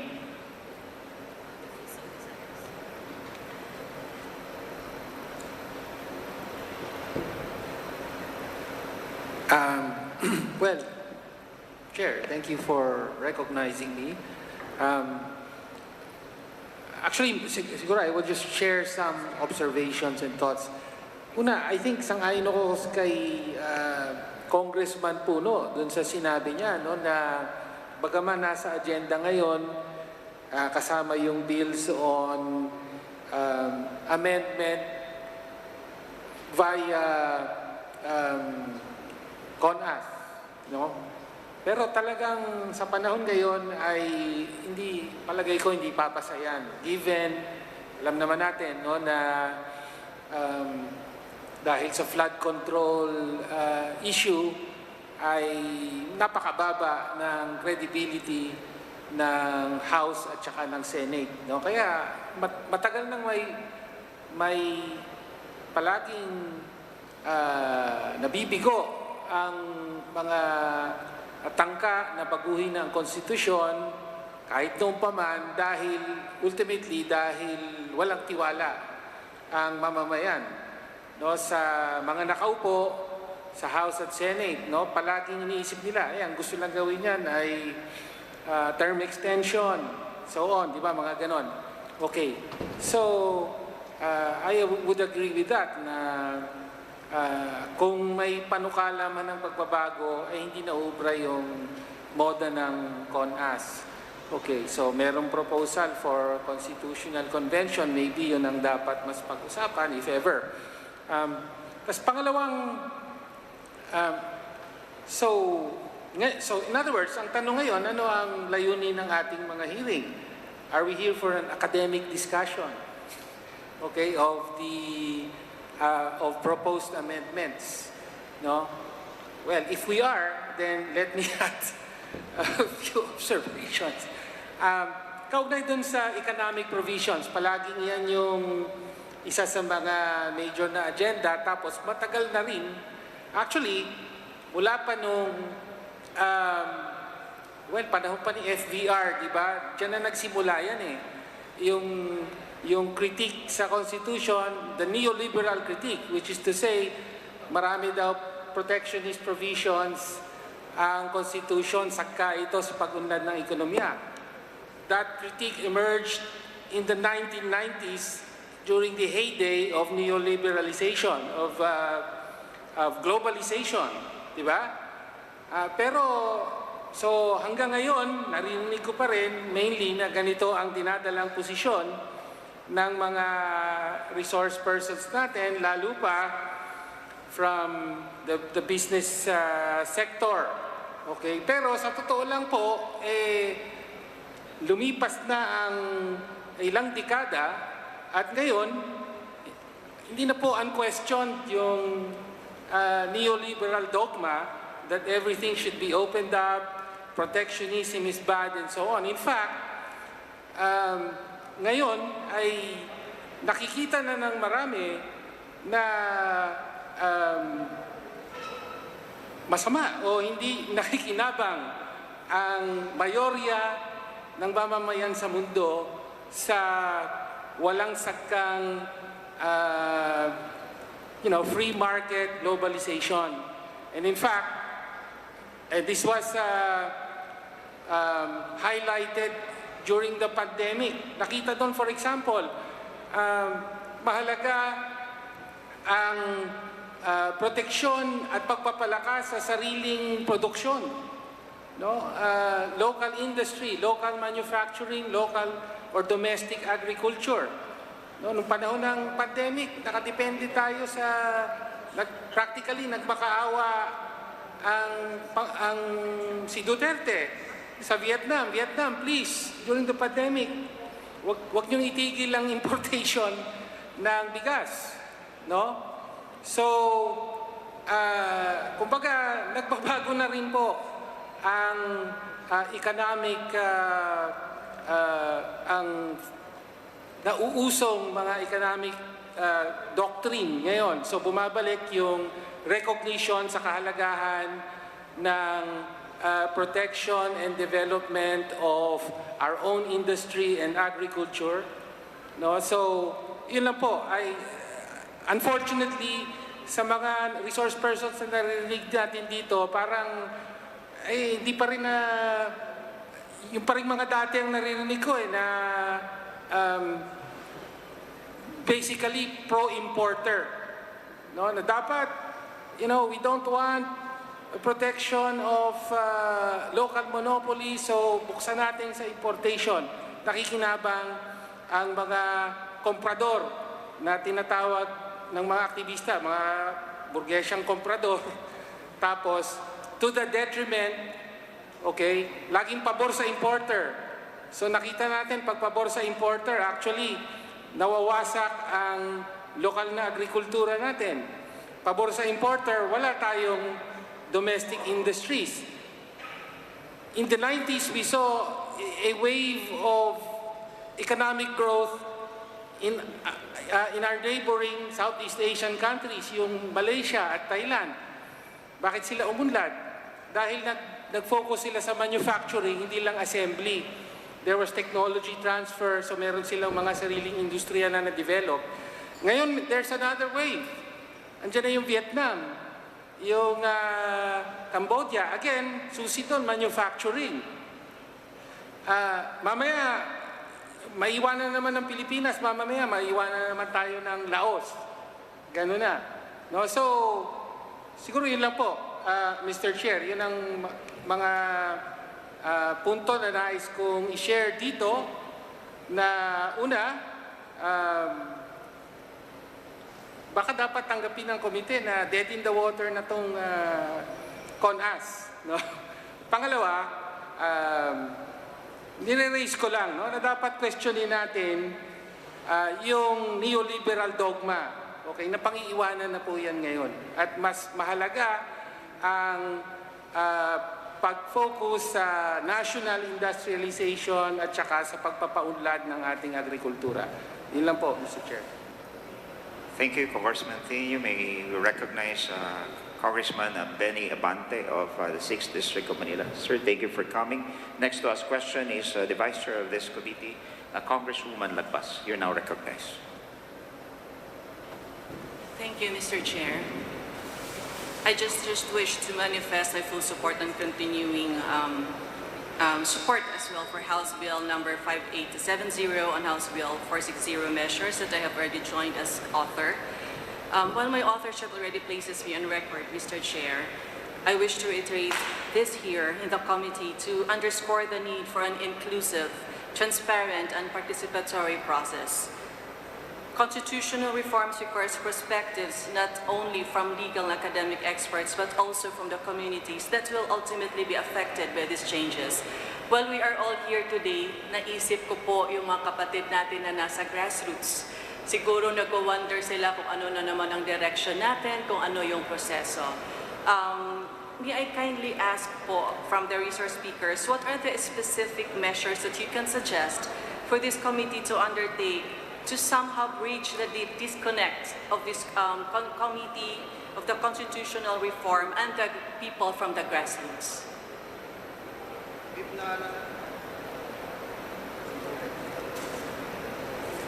Yes, Mr. Chair, I would like to ask the opinion po of the resource speakers na pag-usapan po natin na importante po yung proper dissemination ng information din sa grassroots and all, as eventually sila naman po ang affected kung ano man ang mga pagbabago sa Philippine Constitution.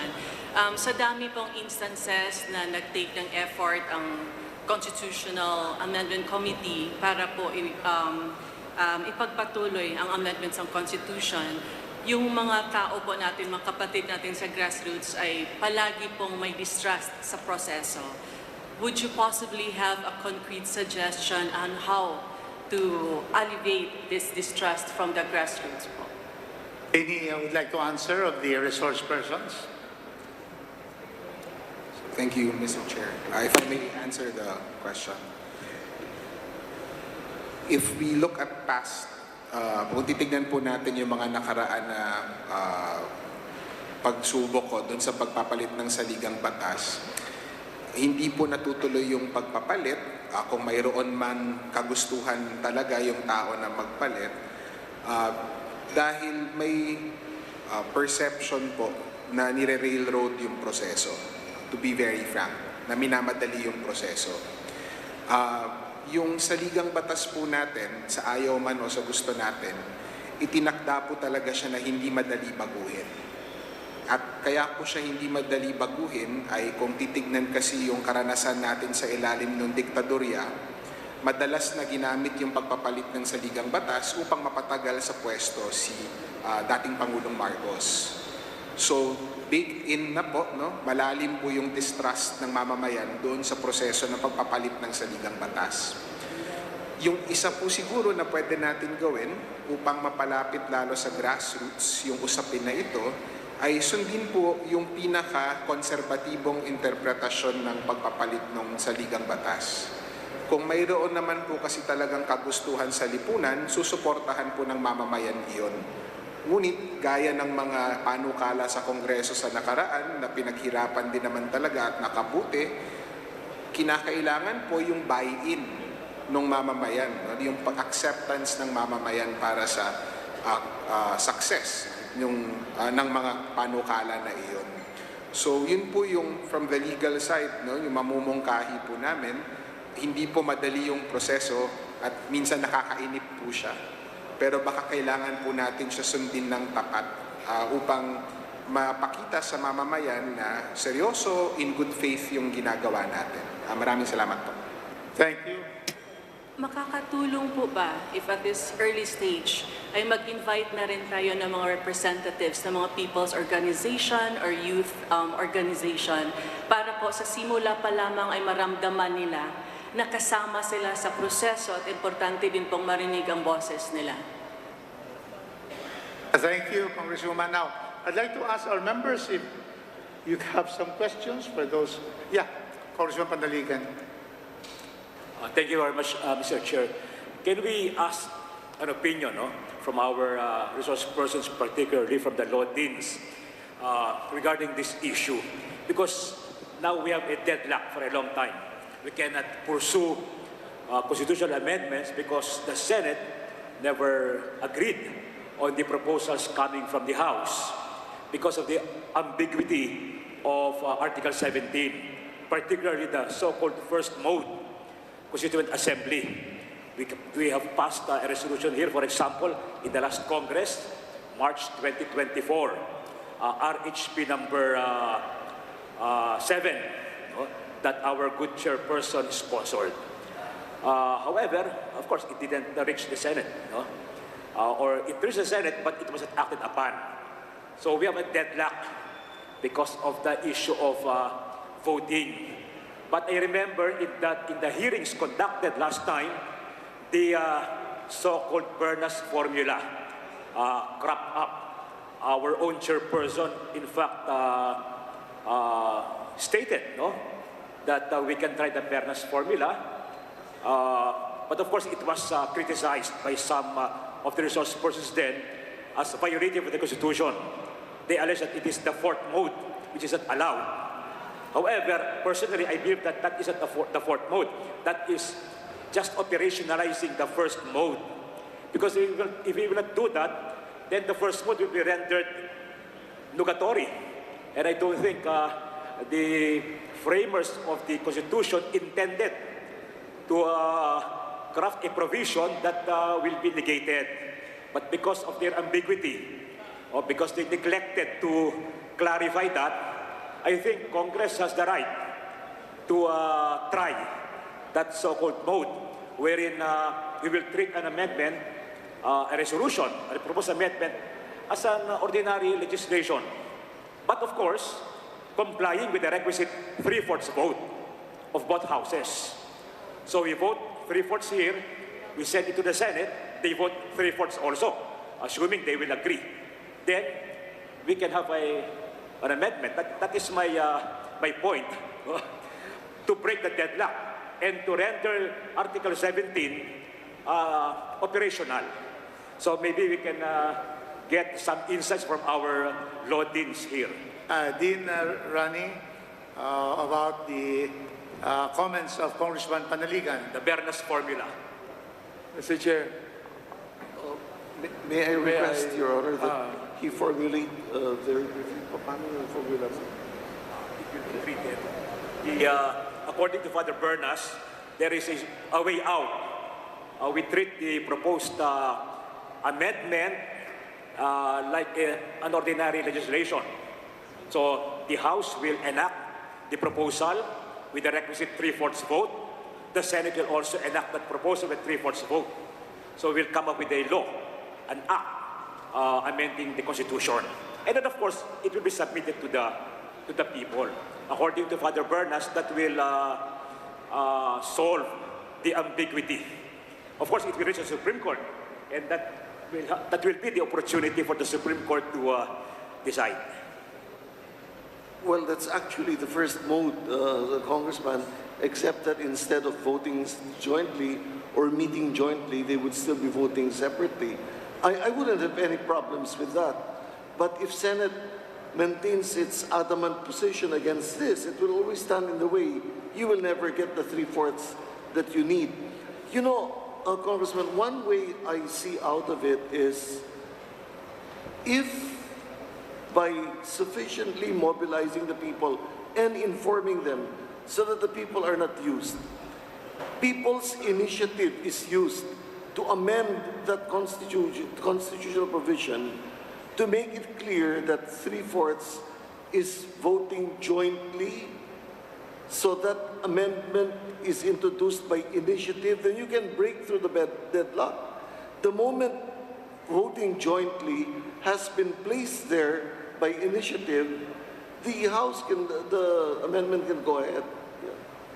Because if you wait for the Senate, ultimately, as our Vice Dean from UP says, if the lower house goes ahead and the Senate does not agree, you will end up with the Supreme Court making a decision which brings in the whole counter-majoritarian difficulty in legal theory here. Father Aquino, from the UP, and we have your comment about the Bernas proposal.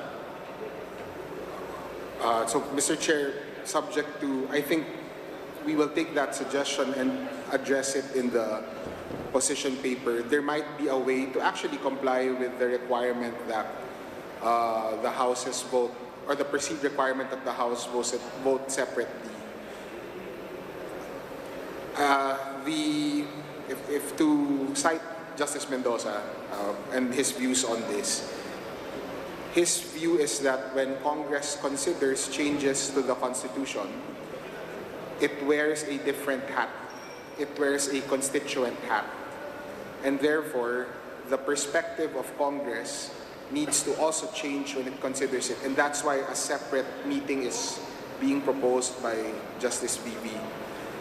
But we'll look into this more deeply and see if there is a way to reconcile both Justice Mendoza's view and Father Bernas' view, and put that in our position paper. Thank you, Assistant Dean Tamase. Now, I think for, Benny, Chair Abante will now ask the question. Mr. Chair, I'm sorry for coming in late because I was in, alam mo, multitasking tayo ngayon, di ba? The thing is this, no? We have been talking about constitutional change since the time of President Ramos until today. And always, the question is, wala sa timing, di ba? So, when is the time? Perhaps right now, what is happening to our country, it is time for us to have this constitutional change. Now, yung pinapaliwanag kaninang Constituent Assembly, pinag-usapan na ng gusto yan in the last congresses, of which I'm a part of. Pinag-usapan na po yan at talagang matindi ang division dyan between the House and the Senate. And because of this, merong isang option sa ating konstitusyon, and the option is Constitutional Convention na pinanggit mo yung mamamayan, di ba? Yun namang ibang mga resource persons natin nung araw, binabanggit ang mamamayan, hindi naman sila nag-represent sa mamamayan.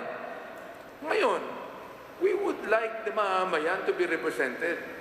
In the Constitutional Convention, all of the people will be represented. And this is the work of Congress. Nakalagay po dito, Article 16. 16 ba yan? Yan. 17. 16, di ba? 17, no? Ano nakalagay? The Congress shall provide for the implementation of the exercise of this right. It is the duty of Congress. Kaya pinag-uusapan po natin ngayon. Hindi naman yan pwedeng pag-usapan sa City Council. Hindi naman pwedeng pag-usapan yan sa board, provincial board. Hindi pwedeng pag-usapan yan sa barangay. Kaya pinag-uusapan natin sa National Congress. And I believe that all the people should realize that it is the mandate of Congress when it comes to the amendments of the Constitution, whether it be Constituent Assembly. Sineb na natin yan eh. Hindi na natin pinag-uusapan ngayon yan. Ang pinag-uusapan natin ngayon, Constitutional Convention. Hindi natin pinag-uusapan kung ano dapat pag-usapan pa dyan. We will not tell the would-be delegates of the convention what to do and what provision should be tackled. Bahala na sila dyan. Kung anong pag-usapan nila, bahala na sila. Whether it be economic provisions or political subdivisions, bahala na ang Constitutional Convention done. Ang ginagawa po natin dito, ito yung aking bill, an act constituting a Constitutional Convention to amend. Not anymore Congress telling the delegates, itong i-amend ninyo. Kayo na bahala dyan. Because we cannot even prevent them to what they're going to amend. Am I right?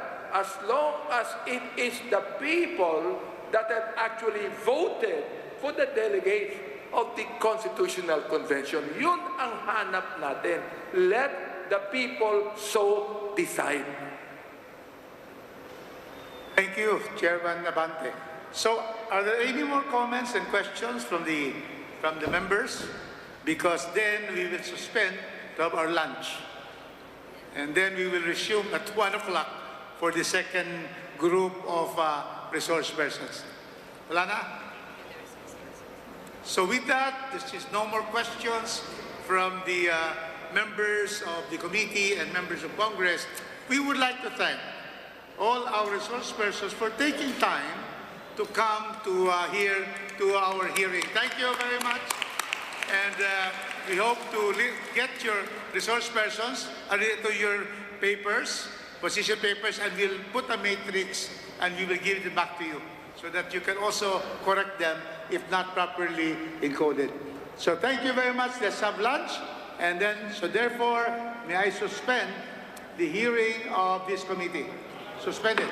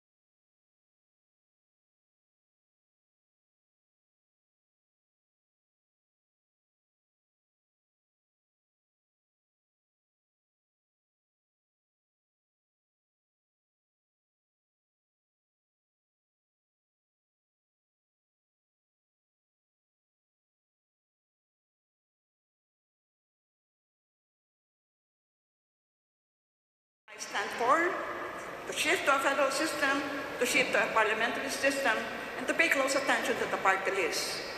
The underpinning philosophy here is this.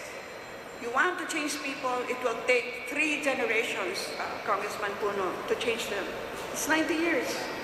You want to short-circuit the change the structure within which they perform, revise the Constitution. And when you change the structure within which they perform, you engender behavior change. Thank you. Thank you very much. So very clear, the position to shift as a system of government from unitary to federal, and the form from presidential to parliamentary and the party list system. Thank you, Dr. Carlos, once again. And now the next one will be, in the order of appearance, Attorney Leonardo Camacho, over there from the Ateneo Law School. Good afternoon, Honorable Chair and Honorable members of the House Committee. It's my privilege to share some thoughts and insights on some of the proposed amendments to the 1987 Constitution. First, on whether the existing environment is conducive for initiating constitutional change. And I believe that our friends from UP Law School earlier harped on the same matter. Even the most well-intentioned constitutional reform can fail if citizens harbor serious doubts on the process or the motivation behind constitutional change.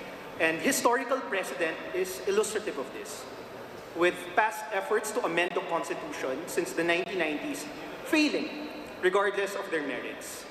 So today, the social-political context is again marked by some level of public skepticism, intensified by widely perceived systemic corruption in government.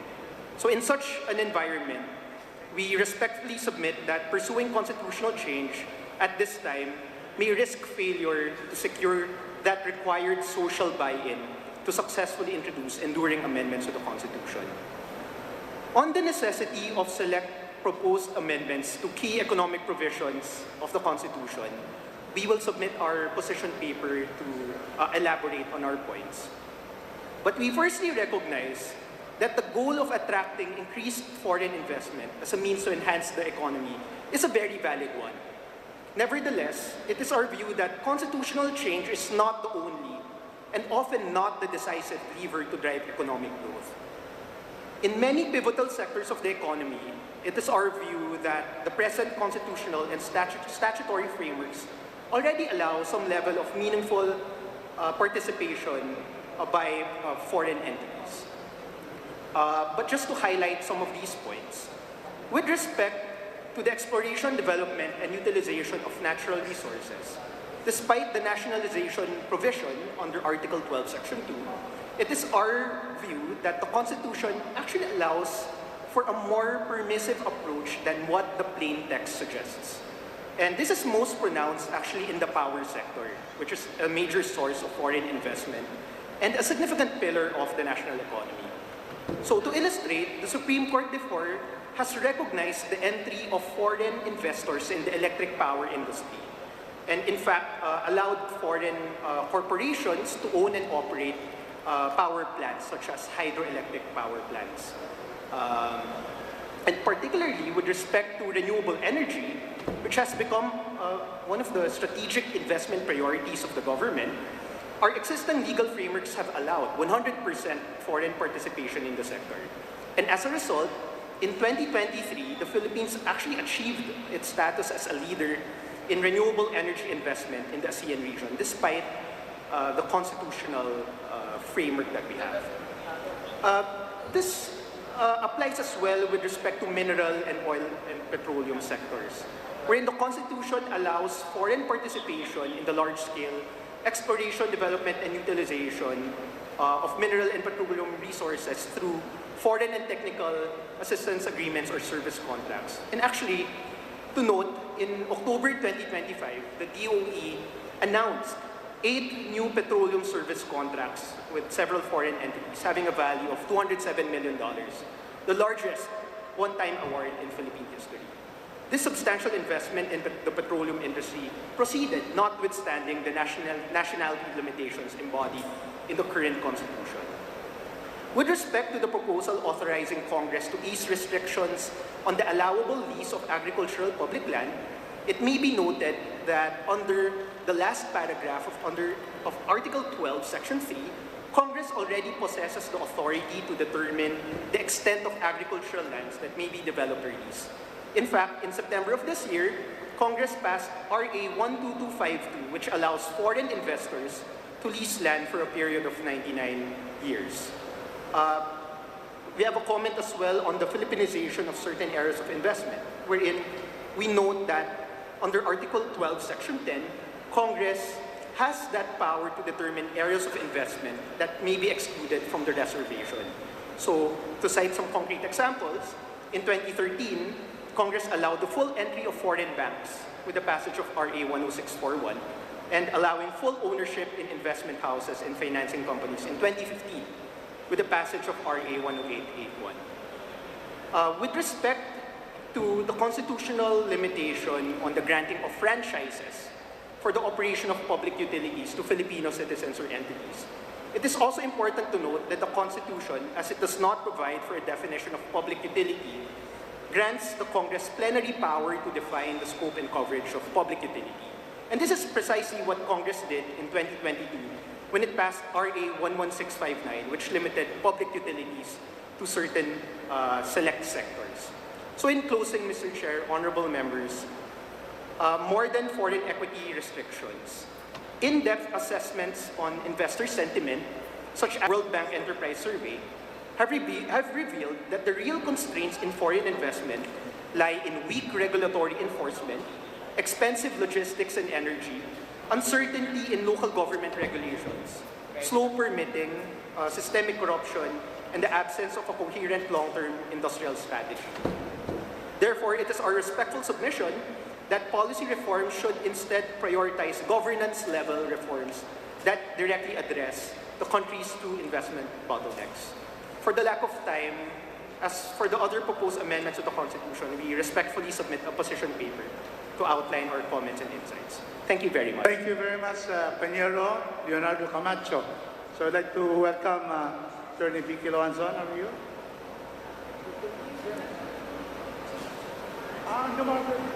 Yeah, please be here. Join us, yeah. Yeah. Okay. Thank you very much, yes.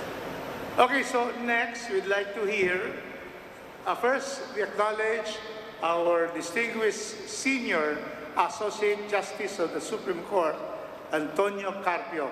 Welcome to my god brother. The parents are my ninong-ninang in my wedding. Attorney Joseph Manolo Ribano. Please take the floor. Good afternoon. Honorable members of Congress, thank you for this opportunity to speak at this critical matter. On the three questions. First, the Philippine Bar Association believes that the time has come to revisit our Constitution. For nearly 4 decades, it has served as the foundation of our democracy. But the Philippines of today faces realities far different from those of 1987. Globalization, digital transformation, climate challenges, and regional economic integration. These developments compel us to ask, does our Constitution remain fully responsive to the needs of our modern, competitive, and just nation? We believe, or PBA believes, that certain provisions, particularly those affecting economic development, mechanisms for accountability, require careful review and, where necessary, amendment. On the second question, PBA strongly favors a constitutional convention over Congress acting as a constituent assembly. Why? Because the credibility, integrity of this process is paramount. A convention allows for broader representation, bringing in voices from the private sector, civil society, and the legal profession. It ensures that reforms are not driven by short-term political interests, but by a long-term vision for national progress. However, this convention must have clear safeguards. Private sector participation to ensure inclusivity and economic foresight. Also, exclusion of current public officials and their immediate relatives to prevent politicization and conflicts of interest. The Constitution belongs to the people, not to those who hold power today. On the third question, If not, why not? We do not say no to reform. What we say no is any process that compromises integrity or public trust. If reforms is pursued without safeguards, or if it becomes a vehicle for political advantage, then it risks doing more harm than good. That is why the mode and the manner of reforms are as important as the reforms itself. Now we recognize that the full constitutional convention is a major undertaking. It requires time, resources, and consensus. That is why we also propose an alternative approach, one that may be more realistic in the short term. Similar to the United States, we can adopt a system of targeted amendments, addressing specific provisions that require urgent reform. These methods allow us to modernize our Constitution without rewriting the entire Charter, preserving stability while responding to pressing needs. In closing, as I know we have limited time, this is not merely a legal reform, it is a commitment to the future of our nation. The Constitution must remain a living document, one that evolves with the times while upholding the principles of democracy and justice. Let us approach this endeavor with wisdom, transparency, and a shared vision for a stronger, more accountable, and globally competitive Philippines. We as the PBA will submit our position paper with regards to the specific provisions, but we are supportive of the economic provisions allowing expanded foreign participation subject to control. Thank you very much, Chair. Thank you very much again, Attorney Ribano. We will await your position paper, although your statement's already very clear, but you can expound on what you have said in this hearing. So now we go to the Integrated Bar of the Philippines, and I'd like to call my good friend, Attorney Alan Panolong, the National President, to be followed by Attorney Velez from Cagayan de Oro also, and Attorney Ibanez. Please proceed. Before that, although I have recognized earlier, let me repeat my recognition of Attorney Vicky Luanzon, my co-alumnus, the professor now of De La Salle University. Thank you for your attendance. With the permission of the members of the Honorable House and esteemed resource persons, may I proceed? Assalamualaikum warahmatullahi ta'ala wabarakatuh. Magandang hapon po sa inyong lahat. Ngayong hapon kaninyong tanan. Today, the Integrated Bar of the Philippines wants to address a critical question facing our nation. How should we improve the 1987 Philippine Constitution to meet the demands of our time? The answer we propose is clear. We should elect a constitutional convention to undertake a comprehensive revision rather than relying on a constituent assembly or people's initiative to make piecemeal amendments. Let me explain why this approach offers the best path forward for all Filipinos and what specific provisions urgently need attention. A constitutional convention is a specially elected body whose sole mandate is to review and revise the Constitution within a defined time frame. Unlike a constituent assembly, which consists of Congress itself proposing changes, a CONCON brings together fresh voices from diverse sectors: lawyers, educators, community leaders, workers, business owners, indigenous representatives, and youth advocates. This diversity is crucial because it ensures that the revision process is not dominated by the self-interest of the few, who might be tempted to write rules favoring themselves. The delegates to a CONCON have one job and one job only: to study, deliberate, and craft constitutional improvements. This full-time focus produces better, more thoughtful results than asking, with all due respect, busy legislators to juggle constitutional reform alongside their regular legislative duties. Moreover, a CONCON can be designed with built-in transparency, conduct public hearings, publish drafts, citizen consultations, and plain language explanations at every stage, which builds public trust and ensures that ordinary Filipinos understand what's being proposed and why. The question then arises, why pursue revision rather than simple amendment? The difference is fundamental. Amendment means changing one or two isolated provisions, like adjusting a term limit or modifying a specific provision.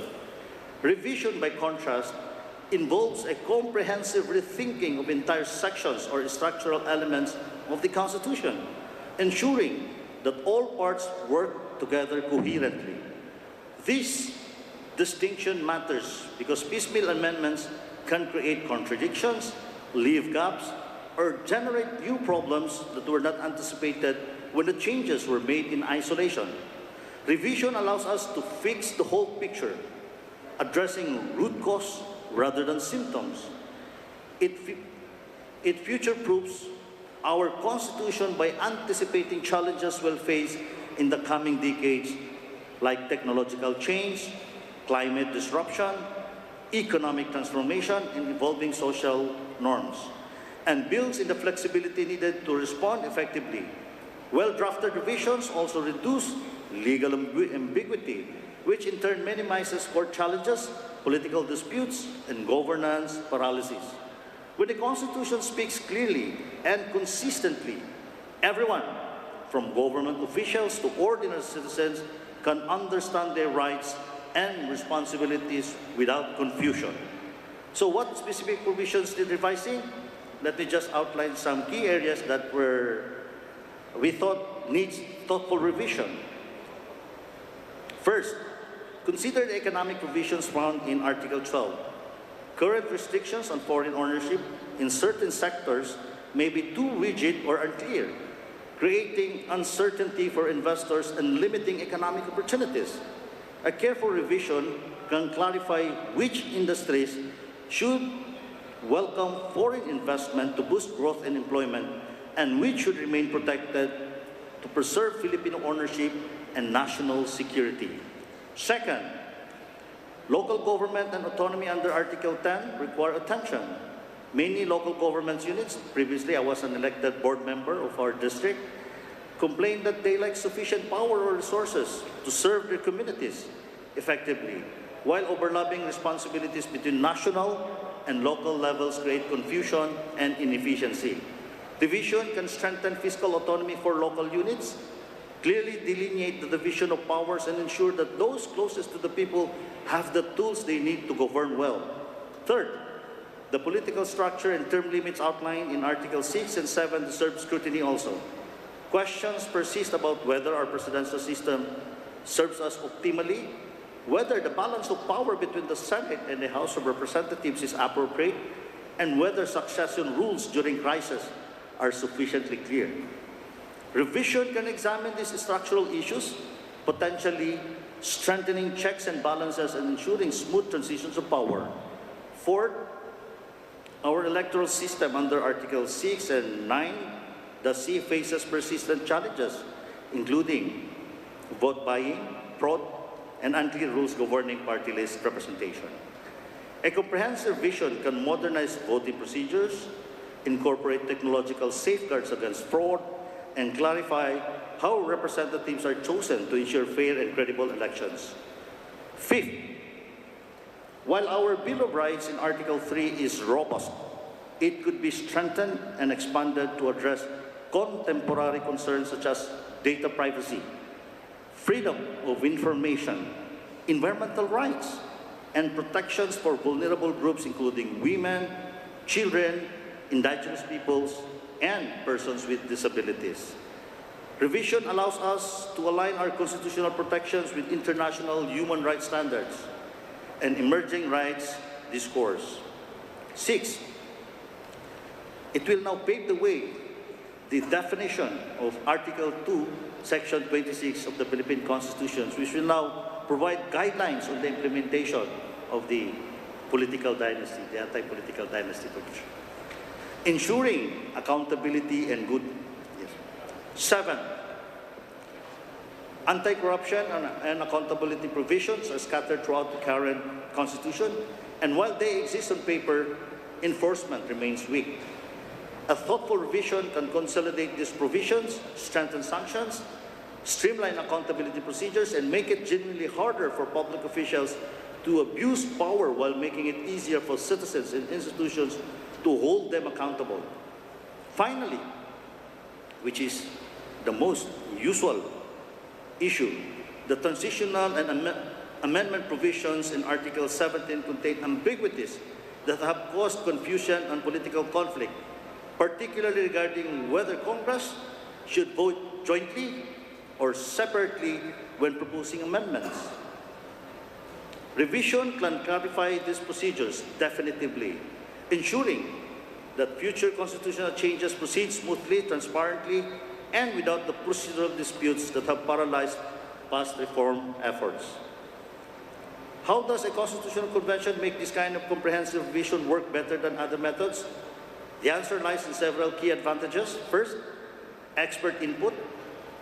CONCON delegates can invite economists, constitutional scholars, legal experts, even from other countries, and community representatives to provide evidence-based recommendations, ensuring that proposed revisions rest on solid research and comparative analysis rather than political expediency. Second, sector representation. Labor unions, farmers group, indigenous peoples organizations, women's coalition, youth movements, business associations, and civil society networks all receive seats at the table, ensuring that diverse perspectives shape the final product. Third, clear drafting. Professional legal drafters and constitutional experts work alongside delegates to ensure that every provision is precisely worded, internally consistent, and capable of standing up to judicial scrutiny, thereby reducing future ambiguity and litigation. Fourth, public education. Throughout the deliberative process, the CONCON publishes plain language summaries, holds town halls, and uses media platforms to explain what's being proposed and why, enabling citizens to participate meaningfully in the national conversation about their fundamental law. The roadmap for achieving this revision through a constitutional convention is straightforward and practical. Step 1, Congress passes an enabling law that calls for a constitutional convention, clearly defining its scope, timeline, budget, and the procedures for electing delegates. Step 2, citizens across the country elect delegates from the regions and sectors, ensuring geographic and demographic diversity in the convention's composition. Step 3, delegates engage in structured deliberation over a fixed period, typically 12 to 18 months, studying constitutional issues, holding public hearing, consulting experts, debating alternatives, and drafting proposed revisions. Step 4, the convention publishes its proposed revised constitution for public review and comment, allowing citizens nationwide to examine the changes, ask questions, and voice concerns before finalization. And step 5, the proposed revisions are submitted to the Filipino people through a plebiscite where voters, armed with clear information and explanation, decide whether to adopt the revised constitution. If approved by the Filipino people, the revised constitution takes effect according to clearly defined transitional provision that ensure governability. I'm getting in there. Why does this matter now at this moment in our history? The 1987 Constitution served us admirably in restoring democracy after authoritarian rule, protecting civil liberties, and establishing the framework for peaceful governance. But 37 or 38 years have passed, and our circumstances have changed profoundly. We face economic challenges that demand clearer rules for investment and development.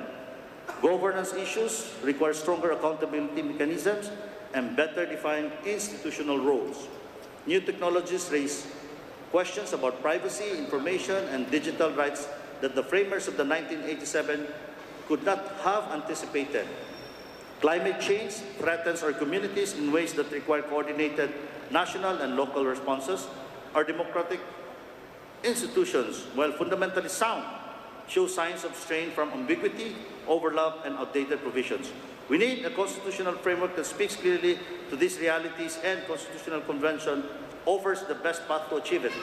Unlike a Constituent Assembly, which risks self-dealing, or a People's Initiative, which lacks the structure for careful deliberation, a CONCON combines democratic legitimacy and expert input, broad representation with focused mandate, and public participation with professional drafting.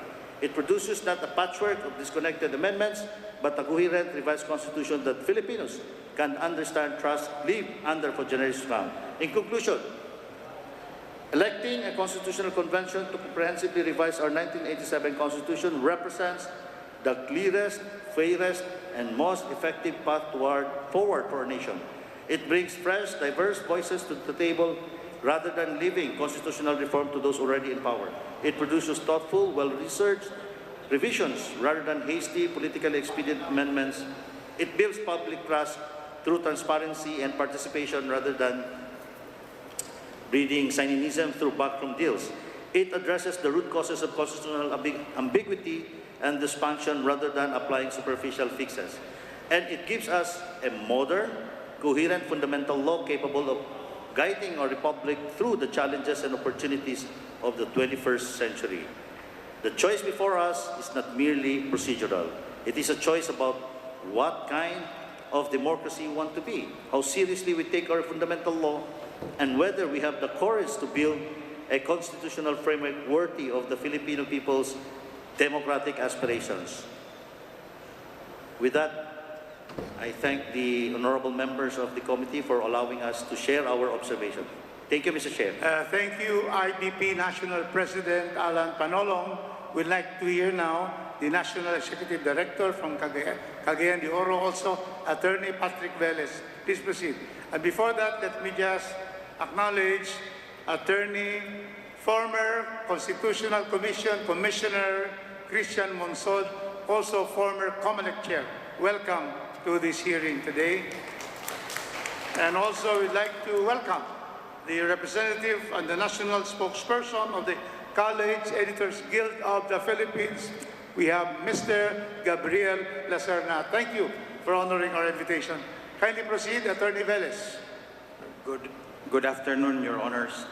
For my part, it will be very brief since we will just be echoing what our IBP President has already stated.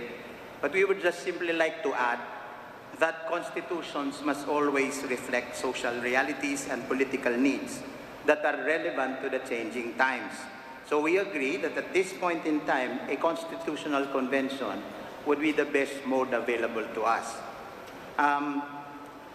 We have to understand also that there are some portions of what is already there that are no longer relevant and should therefore be abrogated.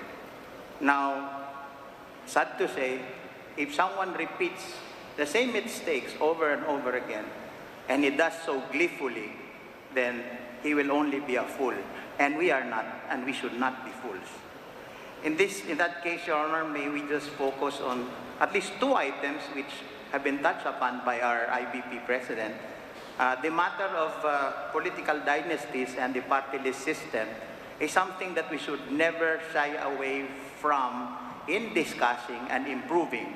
These are very important items raised or that are found in the Constitution, but as stated earlier, the ambiguities must be provided now, otherwise it will persist.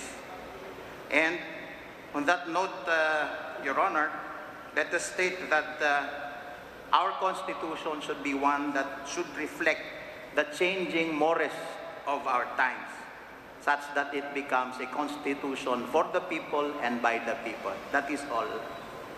Thank you, Panyero. Attorney Patrick Velez. Now we continue with the National Executive Director for Chapter Affairs, Attorney Manuel Ibanez III. Please take the floor. Thank you and good afternoon, Mr. Chair and members of the committee. As our National Executive Director has re-echoed what our National President has said, I re-echo also what has already been stated to the Honorable Committee, but also add that, among other things, to update the direction that we adopt in updating our constitution should also take into consideration that the world has really changed dramatically since 1987, and we have to consider matters involving personal data, online security, and the responsible use of new emergent technologies which actually affect our daily, everyday lives. And the constitutional review through the Constitutional Convention may even consider broad principles that protect citizens' rights with respect to these technologies. Maybe to end, regardless of which proposal and however which way that we go about this, I believe that the integrated part of the Philippines under the leadership of our national president would urge the certain principles be followed or guided, which should guide the process. First and foremost, fidelity to the Constitution and, of course, the rule of law, the continued protection of fundamental rights and freedoms, the preservation of checks and balances, and, of course, broad public participation with the end goal of strengthening access to justice. Our Constitution, I believe all of us agree, is a reflection of our values, aspirations, and safeguards. And any discussion on it, such as the one that we're having now with this honorable committee, and we're thankful, deserves patience, seriousness, and exclusiveness. I speak for the IBP when we say that we are honored to be able to contribute some insight in this very important conversation, and we remain ready to assist this honorable committee to ensure that any constitutional development strengthens rather than weakens the rule of law and administration of justice. In that regard, Your Honor, if we be allowed an opportunity, we would also like to submit a position paper outlining probably the details of what we've already echoed to this committee. Thank you. Thank you, Panyero, Attorney Ibanez. And certainly for our resource persons this afternoon, we would appreciate if you'll submit position papers. We're coming out with a matrix. Yes, this morning we had about 20 also resource persons. We will come out with a matrix and we give back to you. And this will likewise be given to the committee members for their decision on how to go forward with all the pending resolutions and bills on constitutional proposals. Thank you very much. Now, we would like to hear the Honorable former COMELEC Chair and former Constitutional Commission Commissioner Attorney Christian Monsod. Sir.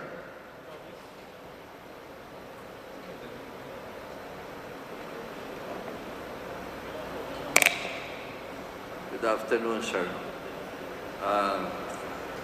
Thank you. Thank you very much for inviting me to this hearing on charter change.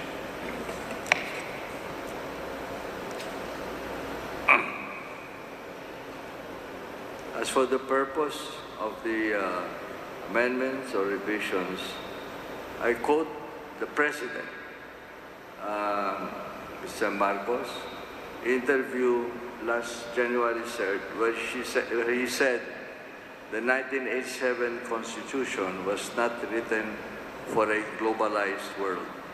We have to adjust it so that we can increase the economic activity in the Philippines and we can attract more foreign investments. There we go again, foreign direct investment. This is the same President who a year ago said, for me, all these things being talked about, we can do without changing the Constitution. We've heard him several times say opposite things. This was one of them. The President is the chairman of NEDA, which came out in September 22 with the Philippine Development Plan approved by the President that states that the country is open for business with the enactment of Republic Act 11647 on retail trade, Republic Act 11659 that opened the door for 100% foreign-owned companies in telecommunications and transportation and in renewable energy. And then there is the EPIRA of 2001, which allows 100% foreign ownership in power generation. As for land, lease is allowed for 50 years, even 70 years on government land, even if the foreign chambers of commerce themselves admitted that opening land for foreign investment will raise the price beyond the reach of the poor.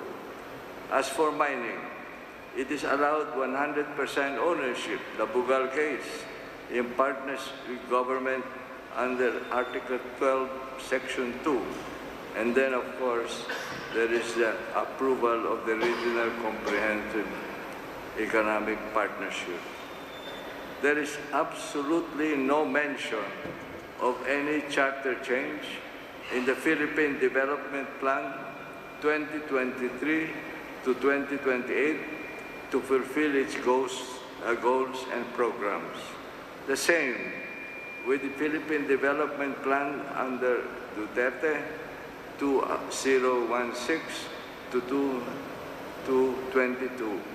No mention at all of the need for charter change to achieve the goals of the Philippine Development Plan. Moreover, in none of the 73 billion of investment pledges secured by the President in his trips abroad, there is not one where there is a condition for charter change. And there is the example of the Japanese manufacturing companies leaving China about 4 years ago, who put the Philippines as destination behind Indonesia, Thailand, and Vietnam. When the Japanese Chamber of Commerce was asked why we were number 4, since manufacturing in our Constitution is allowed 100% foreign ownership.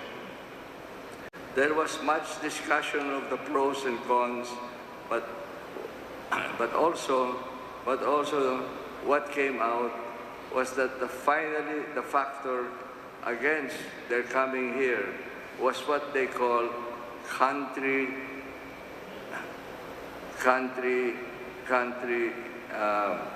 situation or country image. And they said primarily that was corruption, including transactional legislation, which would open the door wider by the insertion of that phrase, unless otherwise provided by law, unquote, in the economic provisions of which corrupt politicians and greedy big business are very adept. Clearly, there is no need or requirement for charter change in the Philippine Development Plan, nor the investment pledges to the President. What then is the purpose of a convention, or for that matter, a constituent assembly?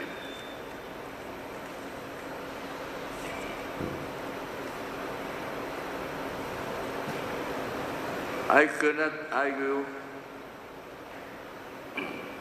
The proponents of ChaCha often blame the Constitution for our being the laggards in our part of the world on growth, poverty reduction, and increasing inequality, and for being the hindrance to our need for foreign direct investment. On the contrary, I would argue that it is not the Constitution that needs revision. Maybe the Philippine Development Plan needs a revision in addition. It has good programs on addressing growth and poverty, and it's correct in not proposing charter change. But it has no programs to address the social, economic, and political inequalities of a feudalistic society of political dynasties in all of its 400 pages. Perhaps it is against the interest of those in power. Social justice does not appear in big terms in the 8th socio-economic agenda of President Bongbong Marcos. I will also answer the question that begs to be asked. Is foreign direct investment really that critical to our development that merits changing our Constitution.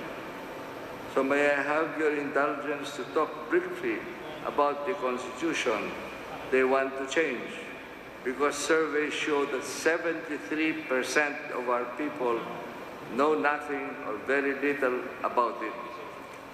And we are told that an ignorant people can never remain a free people, because the democracy cannot survive with civic ignorance. So if I may just cite some parts of the 1977 Constitution. Before the Commission started writing, we went around the country to listen to the people.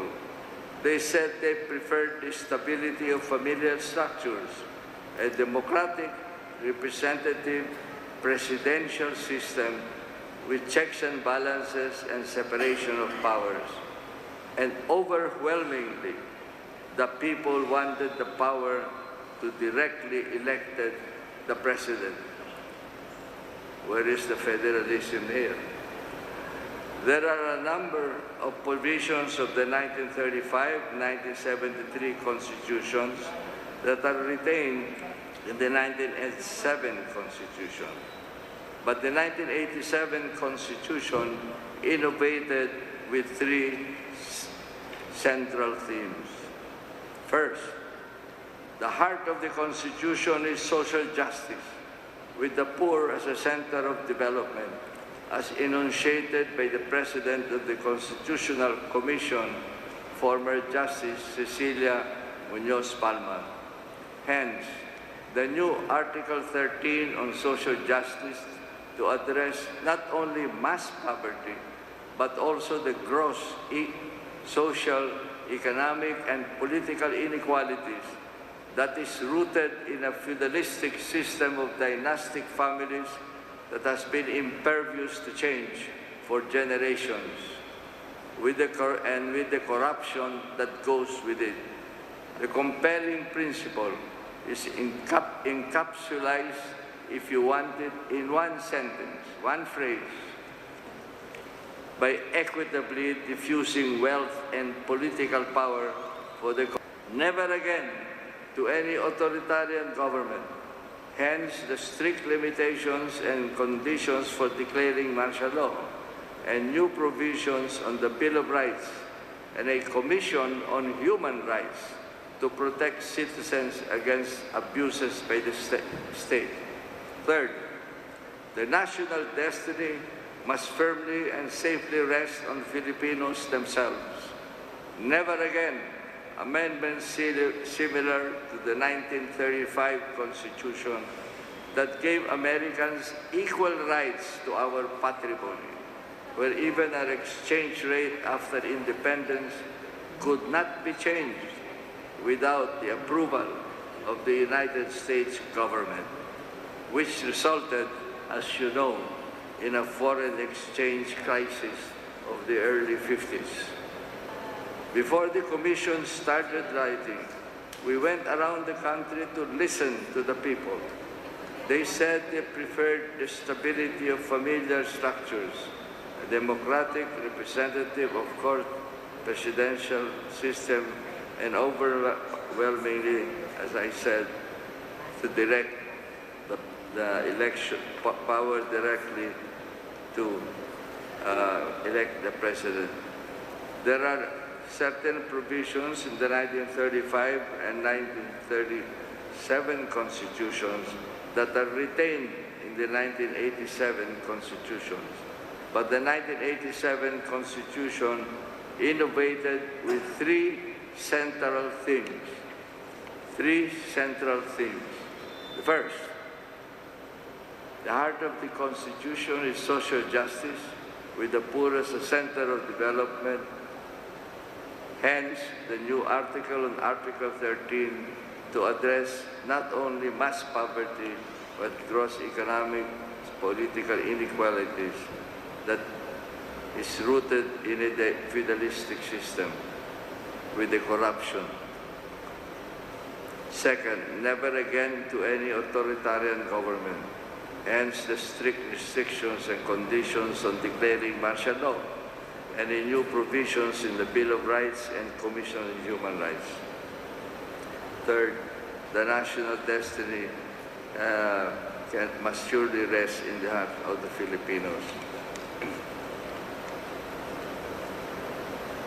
The 1987 Constitution also cut the umbilical cord of the 1935 and 1937 Constitutions to the United States Constitution. The U.S. Constitution gives primacy to civil and political rights because it is a country of immigrants who only started from the same position and they only wanted to get out of autocracy. Hence, the emphasis in the United States on individual rights and market economy. Our Constitution gives social and economic rights equal primacy with civil and political rights because we are a country of inequalities from the colonial days to the present, where the starting positions of the rich and the poor are not equal. Social justice is about the adjustment of starting positions because we foster the market competition with such development paradigms as it is not enough to provide equality, opportunity, and fair process. And we are always told that rising waters raise all boats, forgetting that many boats are crammed with people without food amid the luxury yachts of the rich, like Mr. Ko. That is why social justice provisions are even included in the article on the economy. Under Article 12, Section 6 of the economy, the use of property bears a social function and all economic agents shall contribute to the common good, subject to the duty of the state to promote distributive justice where the common good so demands. Without the vision of a new social order, the state should engage in income distribution program, primarily quality education and quality health care, and 4 asset distribution programs for the poorest of the poor. What are these? Agrarian reform, urban land reform and housing, ancestral domain, and fisheries reform. How can the young of the poor compete for career and business opportunities with children of the rich when the quality of their education and health are not the same? And I think it is in the budget that they took away a lot of money from health and education. With regard to the asset reform programs, CARP, ancestral domain and fishery, all of these programs are underperforming and underfunded. For example, agrarian reform was supposed to have 225 billion over 20 years. They gave only 175. Or they put loopholes in the law, such as a distribution of shares instead of land in Hacienda Luisita. Fortunately, we went to the Supreme Court and we won a decision of 14-0 in favor of the farmers of Hacienda Luisita. 3 days ago, I got a call from them that they have another problem, that Agrarian Reform Department decided against them on 321 hectares of land that are supposed to be included in their land. And urban land reform and housing. The LGUs, the local governments, were able to sell their lands to rich land developers with commissions, of course, instead of using them for housing for the poor, to save them 4 hours of heavy traffic to go to work. Then there is the declining harvest of municipal fishermen because their fishing grounds are not protected against large-scale fishing, some owned by politicians. The recent case of Mercidar, in which the Supreme Court allowed large-scale fishing in municipal powers, we now have a petition in the Supreme Court, Cardinal David and I, questioning this decision and asking for a reconsideration.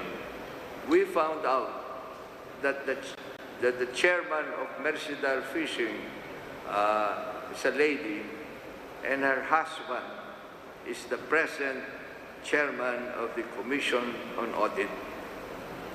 No wonder she has influence. Our indigenous peoples used to own all the land, but were driven to higher ground by our colonial masters in complicity with cacique landowners, where they are now facing mining companies who are not only given access to minerals without any value given to raw materials. Look at the laws on what the share of government is. There is none for contributing the ore, but I've given it to mining companies who also have forestry and water rights. The proposed mining reform bills on mining were killed at the committee, both under the Pinoy and Duterte administration. With due respect, Chairperson, do you still have how many pages? Because we would like, if you can wind up, because all those in your position paper will be included in the matrix. I'll send it. I'll send a formal one. I'll just close it. May.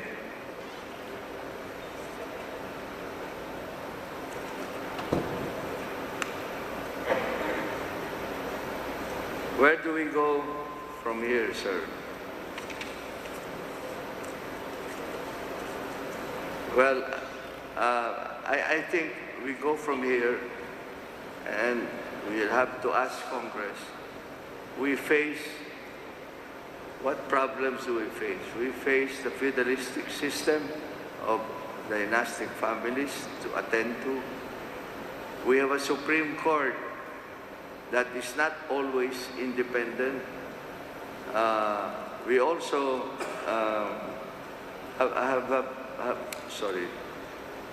we also have the problem of possible coup attempts. I can assure you, from what I hear from my friends, that there will be none. There will not be a coup attempt to dispose the president. And of course, I'd like to, I'd like to end it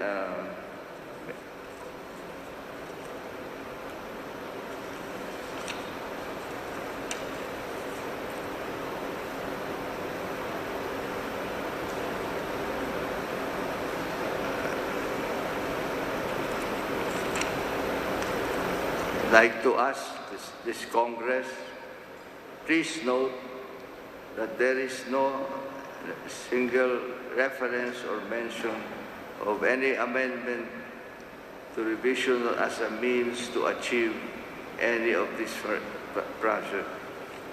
I would just like to object to the Constitutional Convention, which attempts to assure the people that it will be independent. The delegates will be appointed, will be elected by district. And there is a provision that government officials cannot run, right? So of course, the existing congressman cannot be in the Constitutional Convention. But their brothers, sisters, wife, so on, cousins can, because there is no anti-dynasty provision. So I can assure you, sir, that the people will not like it. And you should think twice about changing the Constitution, and especially by a Constitutional Convention. Thank you. Thank you, Chairman Unsod, for those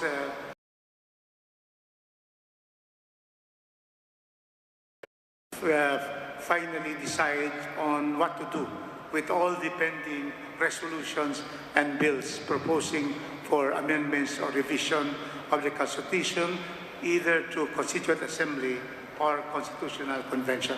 Thank you so much. We will appreciate if you can give your position paper, so it will be included in the matrix. It will be considered by all members of this committee and give copies also to all the resource persons. Thank you very much, Chairman. Now, before we proceed, I'd just like to acknowledge the presence of our Deputy Majority Leader from the 3rd District of Leyte, the Honorable Ana Victoria Veloso Tuason. Thank you very much for being here with us. And we have also here Congressman Nico Daza from Samar. We welcome you. And then we also have with us another resource person. We have Mr. Blake Barrios, Director of the Union of Local Authorities in the Philippines, ULAP. Thank you for coming. Now it is my time to call our distinguished former Senior Associate Justice, Antonio Carpio. You have the floor, sir. Thank you, Your Honors. Thank you for inviting me here this afternoon. I have read your House Bill number 5870, and I wholeheartedly endorse this House Bill for the following reasons. First, it calls for a constitutional convention, and a constitutional convention will avoid the divisive issue of a constituent assembly, because we still do not know whether the voting should be separate or joint, and this will have to go to the Supreme Court, and it will take time. And I think the nation will be happy with a constitutional convention. So I think that is the right approach. Second, the delegates will be elected by region. This is good because this will avoid the issue of political dynasties. Because if the election is by district, then you can be assured that it will be, the political dynasty will be an issue and the people will object to that. So this is a very good way of addressing the issue of political dynasties by making the delegates elected by region. And 150 maximum delegates would be ideal, with 3 delegates as a minimum per region, and the rest of the delegates will be elected in proportion to their population. So I think that would be good. I agree with that. And well, lastly, you have the usual disqualification for members of the convention from running in the next succeeding election after the ratification. So I think this is ideal. I would gladly and wholeheartedly recommend House Bill 5872. On a personal note, I am for a shift to a parliamentary system because the present presidential system is just too impractical already. To run for president, you need at least 5 billion pesos, and to generate this amount of campaign funds, you will have to promise everything to your supporters. You will make commitments. So on day one of your presidency, you will be hamstrung, you will be tied down with these commitments. So I think we can avoid that through a parliamentary system. So that is all, Mr. Chair, Your Honors. I will be brief. Thank you. Thank you for your comments and insights on the present House Bill 5870.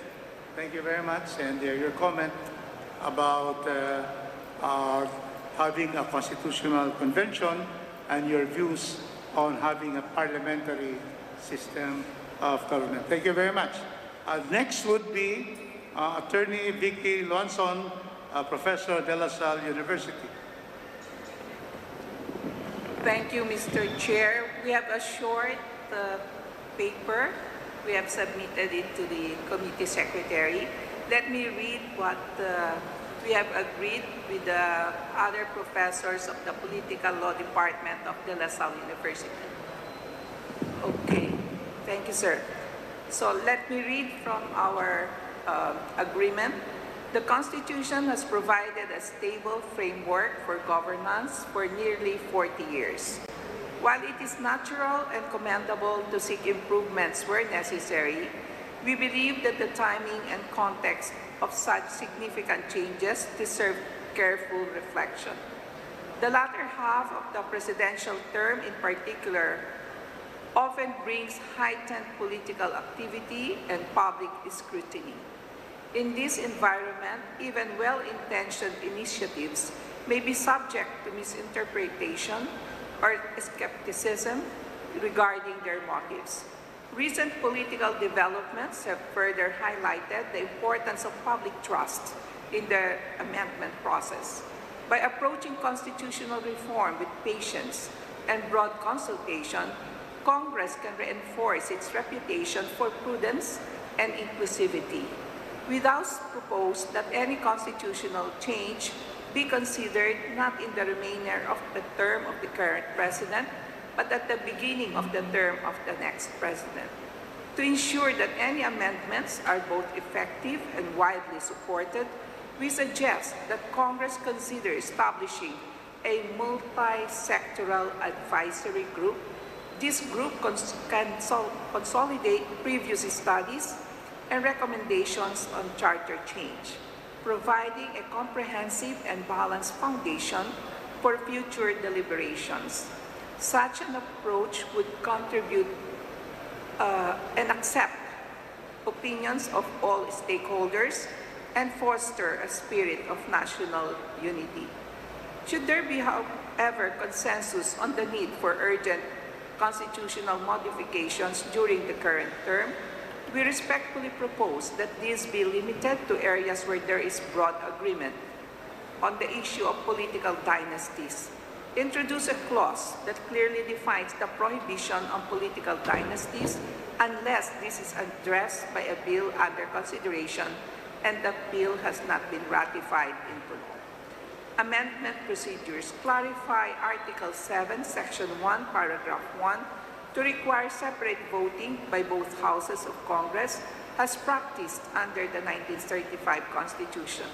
This would help ensure clarity and fairness in the amendment or revision process should we take a constituent assembly as an option.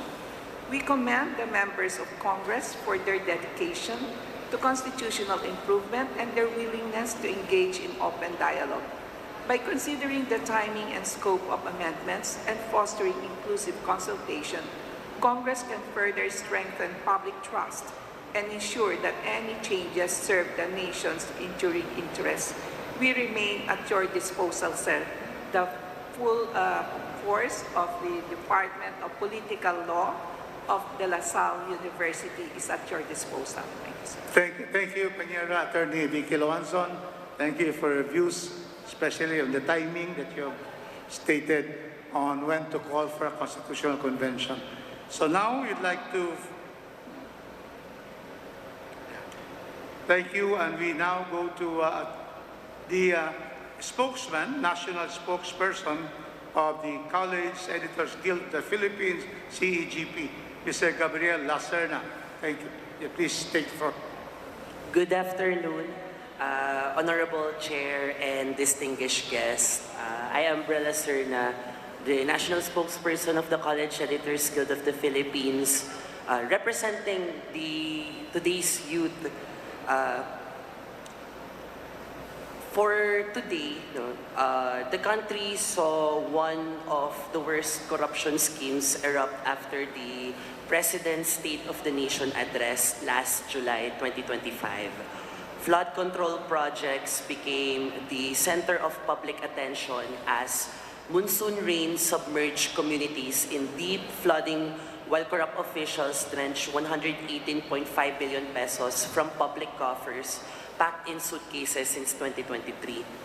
This compounds existing issues with anomalous public spending which remain unaccounted for, such as the utilization of the confidential and intelligence funds, inaccessible universal healthcare services, short-change education funding across all levels, and other crucial welfare programs that would have addressed widespread poverty, unemployment, and education losses.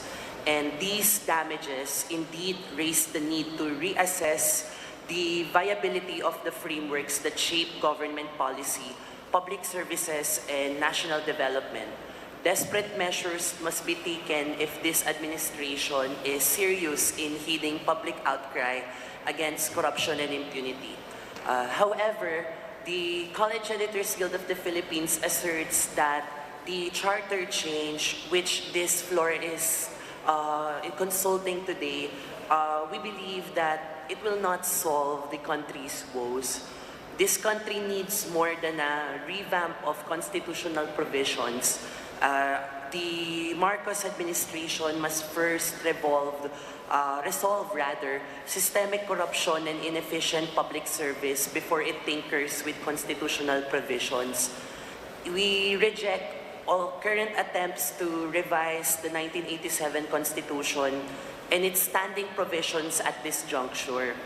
The prevailing socio-political climate will only lean towards the interest of the disintegrating political unions and not in favor of the marginalized Filipinos, such as the youth. At the height of such corruption scandals and administrative incompetence, ChaCha will only become a conduit for further exploitation of the rotting socio-economic structures and the perpetuation of systemic inequality by vested interests. It becomes an opportunistic move against the people's call for genuine reforms and community-driven development. Revisions to certain articles of the highest law of the land will not appease growing discontent on the results of the investigation on involved officials, some of which have escaped accountability. And it will not help recover the trillion of public funds squandered away in casinos, luxury cars, and other lavish expenses incurred while the majority of Filipinos scramble for scraps of financial aid, insecure employment, and rising cost of living. We particularly take note of the proposed inclusions in the provisions under Articles 10, 14, and 16. These are the provisions stated for amendments in the resolutions of both houses. Number 1, fielded by Ako Bicol Party List, and 3, fielded by District Representative Richard Gomez. Revisions of the aforementioned economic provisions perverts legislative authority and subjects the state of our national economy and patrimony to exploitation. The clause, unless otherwise provided by law, steers away from the obligation of the Constitution to protect its citizens from disadvantageous competition from foreign firms. It opens the national economy and public economic interests to exploitation. Previous charter change deliberations in the lower house plenary reveal how hasty and idealist are the propositions for foreign ownership of firms, industries, agricultural processes and products, public services, education institutions, media outfits, and advertising and public relation firms, creating special exemptions crafted as unless otherwise provided by law opens a can of worms. This is why in what we have submitted, the position paper, we have pointed out 4 major points in the revising such bills. First is the country does not fully benefit economically from industries and sectors open to foreign firms and investments. Second, we have poor policies and programs that will not help small-scale industries and institutions keep up with foreign competition. Third, opening the media and communication industry to foreign ownership subjects community journalism and the creative industry to commercialization and attacks on our integrity. And fourth, minimum wager Filipinos and poverty-stricken families continue to bear piling consumer taxes when the government deregulates multinational and transnational corporations, big companies through tax holidays, exemptions, and discounts.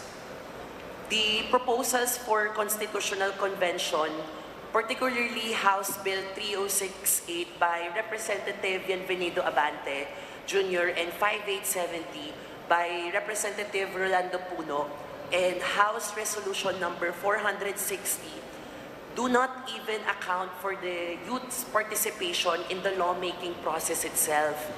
These only provide for the formation of a delegation, but lack concrete guidelines for a more concrete and grounded composition of the representatives of the people who will kickstart it. On the other hand, the resolution of both houses, number 2, or the proposal to the lowering the age requirement for the positions of president, vice president, and senator, falls short of realizing the objective of youth participation in governance, supposedly modeled after the United States and other democracies. It fails to account for the situation of youth leadership in communities. Data from the ground will show that young members of political dynasties, relatives up to the third degree of consanguinity, were the majority of the members of Sangguniang Kabataan Councils and even rank-and-file posts in local government offices and agencies. Proposed reforms to strengthen youth representation are masked attempts to perpetuate the control of political dynasties in all branches of the government. It does not address the gaps in grassroots leadership and people-driven development. The upper echelons of the state may see changes, but it will temporary and short-handed if its local representatives still come from the same set of names that robbed opportunities for leaders born and raised by their communities. For our genuine proposals, ultimately, even if the goal of crafting precise, plain and appropriate diction for the Constitution is achieved, the current socio-political conditions will pin down its purpose and viability. The Guild, having laid down its grounds for opposition, presents to the House of Representatives its alternatives for the forwarded proposals for the Constitutional Convention. The Philippines needs genuine agrarian reform, national industrialization, protection of its natural resources to ensure sustainable development, recognition of the rights of the working masses, efficient use of capital for development, and an independent foreign policy. These programs require a strong role for the state, a strong state. What is not needed for this development is the charter change, nor the Marcos Jr. government's attempt to push it. Genuine national development in the Philippines hinges upon implementing these alternatives. Even upholding the rights of giving these vital programs necessitates a strong and active role for the state. What the Philippines does not need for development, however, is such proposal of charter change. The 1987 Constitution's foreign investment restrictions are time-honored and in no way obsolete. This is why so many other economies in the region still have foreign equity restrictions in ordinary law. Unlike in other countries, the drafters had the boldness and confidence to hard-code these in the Constitution. What they didn't foresee, though, is the determination of economic charter change and their creativity in using ordinary laws to bypass the charter. And these foreign investment restrictions embedded in the 1987 Constitution are enduring and remain relevant. This is evidenced by the fact that many regional economies maintain similar foreign equity limitations through ordinary legislation. The framers of the Philippine Constitution uniquely demonstrated boldness and confidence by enshrining these provisions directly in the fundamental law. Their oversight, however, was perhaps not anticipating the persistent resolve of proponents of economic charter change and their inventive use of ordinary statutes to circumvent the constitutional mandates. Thank you. Thank you, Mr. Lacerna, for stating the position of the College Editors Guild of the Philippines. Before we proceed, we would like to acknowledge the presence of the Honorable Rachel Del Mar, the representative of the 1st District, City of Cebu, and also our Deputy Majority Leader and our member of the committee, the Honorable Arnan Panaligan over there. Thank you for your presence. Now we will finally hear the position of the ULAP, the Union of Local Authorities in the Philippines. Mr. Blake Barrios is recognized. Yes, Mr. Chair, thank you and good afternoon. First, we thank the committee for inviting the Union of Local Authorities of the Philippines to this deliberation. At the outset, sir, 2 caveats. First, all the official positions of the Union of Local Authorities of the Philippines have to undergo approval by its National Executive Board.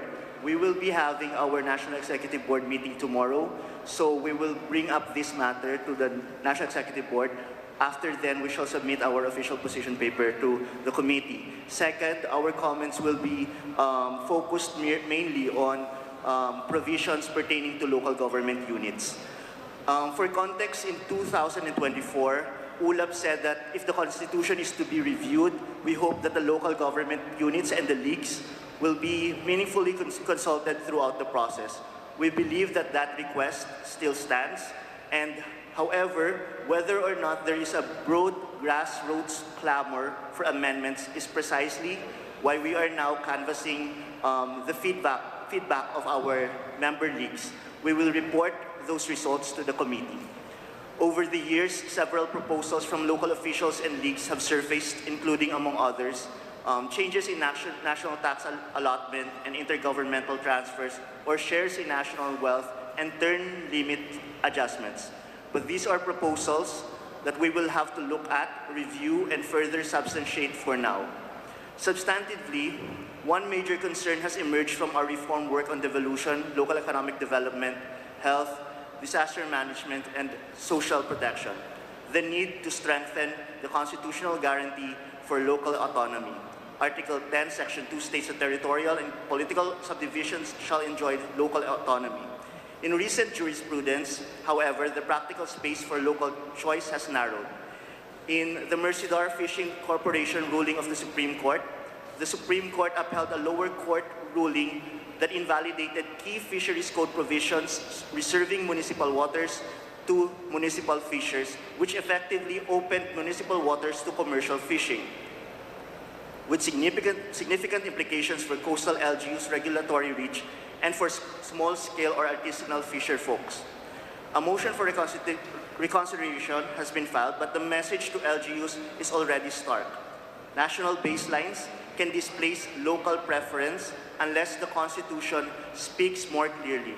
In ULAP's position paper that it submitted to the Supreme Court, we said that the case cannot just be summarily dismissed, and we reiterated the need to uphold local autonomy, as well as the legal basis for the buffer zone, that is the 15-kilometer municipal water delineation.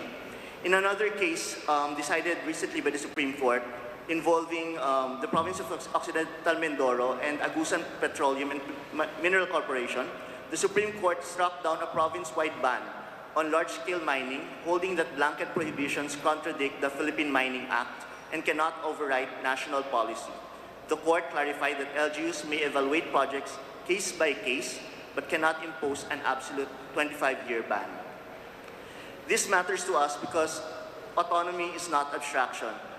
It is the operating space that lets local government units respond to differentiated risks and align land use, health, and social protection with real conditions on the ground. When autonomy is vague, preemption fills the vacuum. Mandates and personal impositions follow without commensurate financing, and accountability blurs national intent and local capacity. However, ULAP also acknowledges that the constitutional amendment is not indispensable to achieve this. If the Constitution is to be amendment, ULAP proposes that the Congress considers clarifying and deepening the autonomic laws, especially in line with current direction towards devolution, because as we know, national government has now moved towards devolution, for example, of school building constructions, devolution of some infrastructure works. And so if that is the direction that the national government is pursuing, then there is really a need for us to also strengthen local autonomy. In that sense, we respectfully recommend looking at the Article 10 to make autonomy genuine and meaningful, anchored on subsidiarity and cooperation. For instance, adding a clear statement rule on preemption. National laws may displace local ordinances only through an express statement of preemption and only when necessary to address a demonstrable national interest. Relative to local autonomy, of course, our LGUs will also find value in inserting a clause prohibiting the imposition upon LGUs of new functions, standards, or personal requirements without commensurate or verifiable funding sources, or what we call unfunded mandates. The national mandate must identify its financing mechanism and transition period. To be clear, these are among the options we are studying. Some goals may also be achieved without amending the Constitution through a calibrated package of organic local government code revision or amendment, targeted revisions to sectoral statutes, stronger intergovernmental relation mechanisms, and budget and administrative safeguards against unfunded mandates. We will submit our ranked board-approved recommendations after the National Executive Board meeting of the ULAP tomorrow. Thank you. Okay, thank you very much, Mr. Barrios, for stating the position of ULAP in this hearing. Now, we now would like to state that we have finished listening to our resource persons. Let me just state that for those who are not able to come, they have sent letters or called the committee that they will be submitting their position papers on December, supposed to be 8, but it's holiday, December 9. And then we will prepare the matrix for everyone, especially for the members, to make decisions on how to move forward. At this point, we call on our members, the House members, to propound their questions. So I will start with Chairman Benny Abante.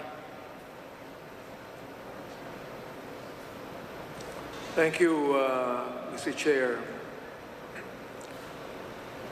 One of the things I heard from one of the resource speakers is that there is no need to revise the 1987 Constitution.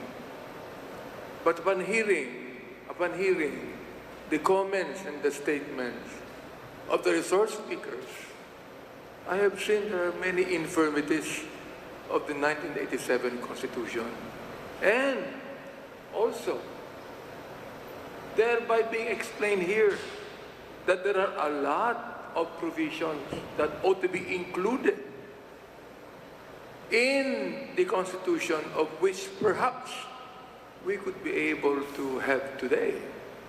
So therefore, the 1987 Constitution should also be revised in some areas.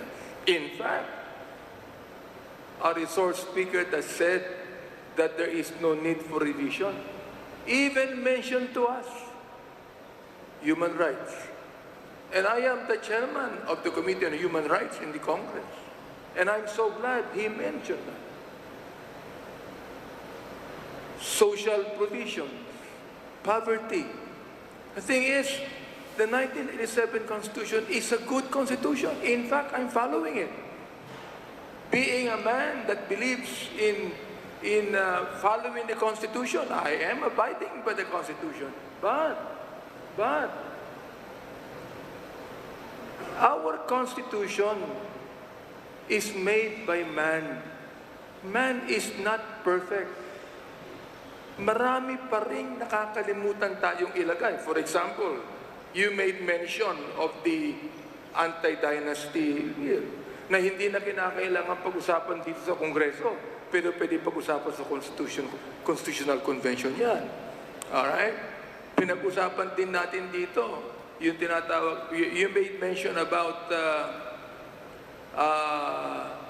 the anti-dynasty.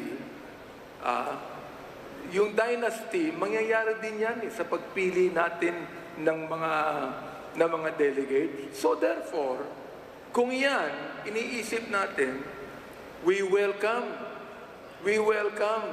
the amendment to the call of Congress for a constitutional convention so that hindi pwedeng maging delegado ang mga kamag-anak ng mga politiko. Pwede natin pag-usapan yan. Pwede nating ilagay yan. Pwede nating i-amend yan. You see that? That's the reason why ang amin ditong ginawa, Mr. Chair, is that we are just calling for a constitutional convention sapagkat hindi na pinag-uusapan dito ang CONAS. Di ba? I mean, ako naniniwala din ako, CONAS can be biased. Constituent Assembly can be biased. Can be something that would not be welcomed by the people. Yet, the Constitutional Convention, for example, like the 1987 Constitution, number 1, the Constitutional Convention delegates were not elected. Please take note. Ito, i-elect ng tao eh. Number 2, the 1987 Constitution was promulgated during the revolutionary government of the President. Not when democracy is working now. Hindi nangyari yun nung araw. Ngayon, democracy is working. Ngayon, pinag-uusapan natin, for example, Mr. Lacerna spoke of the flood control projects. I believe that the Constitution that will be promulgated this time by the Constitutional Convention can address corruption, can address the flood control corruptions happening right now. And by the way, if you would like to make an amendment to the Constitution of the Constitutional Convention as far as including the youth sector is concerned, we welcome that amendment, Mr. Chair. So, ito lang mga masasabi ko for a while. That's the reason why, Attorney Mursod, although I accept all of what you said, and I would like to thank you for mentioning human rights and social justice. Kailangan po natin yun eh. You mentioned about the anti-dynasty bill. Ako, ipaglalaban ko din po yan na hindi kayo na kailangan. You see that? But we need to have this revision. So please, siguro, you could be able to explain further, Attorney Mursod, why is it that there is no need to revise the 1987 Constitution when you heard all of the resource speakers telling us that there's a lot of provisions that can be included in the Constitution if we ever have a constitutional convention today. Attorney Mursod, I'm asking a question, please, to Attorney Mursod. Chairman Mursod, there is a question from Chairman Abante to you. Can you state the question again? Can you please explain further why you said that there is no need to revise the 1987 Constitution? Do you believe that the 1987 Constitution is complete and there are no infirmities in it?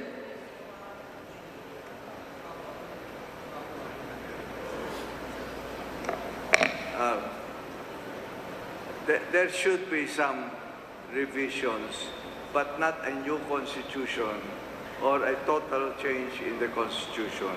Because, let's put it this way, today, the people feel that they have been lied to by government. That's why you have all kinds of of Mr. Chair, corruption. may I interject? Mr. Chair, We just also had the chair. makalimutan ko no? You said that the people have been lied to. The people has always been lied to. Attorney Monsod, since the 1987 Constitution, the people has always been lied to. Now you tell me, when was the people not lied to? Well, Attorney Monsod, tell me, when was the people not lied to? Oh, even before the 1987 Constitution, you were attacking the former President Marcos' rule. Oh, were the people not lied to during the time of President Marcos Sr.? well, Or were they lied to? well, as I was saying, the 1987 Constitution, EDSA was two things. One is to restore democracy, and two is a new social order. Now, every administration since EDSA have failed in that promise. Every administration. And I'm not saying one or the other. But this what has been happening here since Duterte's time up to now, because before them, certainly there was corruption. That's the reason why over 50 years, from 1960 to 1910, 50 years. In 1910, we were the leaders in Asia in per capita income. Leaders below us, Thailand, Malaysia, Indonesia, and so on and so forth. 50 years later, we're at the bottom of per capita income. Why is that? Why is that? Because I'm sorry to say, our governments have been controlled by a feudalistic system of government. And until we dismantle that, and we have a new generation of leaders who know how it is to be poor, we will not have real democracy. Now, how can we do that? How can we make sure, how can we change things? The signs are there, right? Look at what happened just in the last few elections. That number one, many dynasties are no longer in power. Number two, there were a group of many young mayors in the country who were voted for their competence and their incorruptibility. And we know that, right? Now, also, what happened is those during the pandemic, those who had the means helped those who were in need. Now, what does this show us?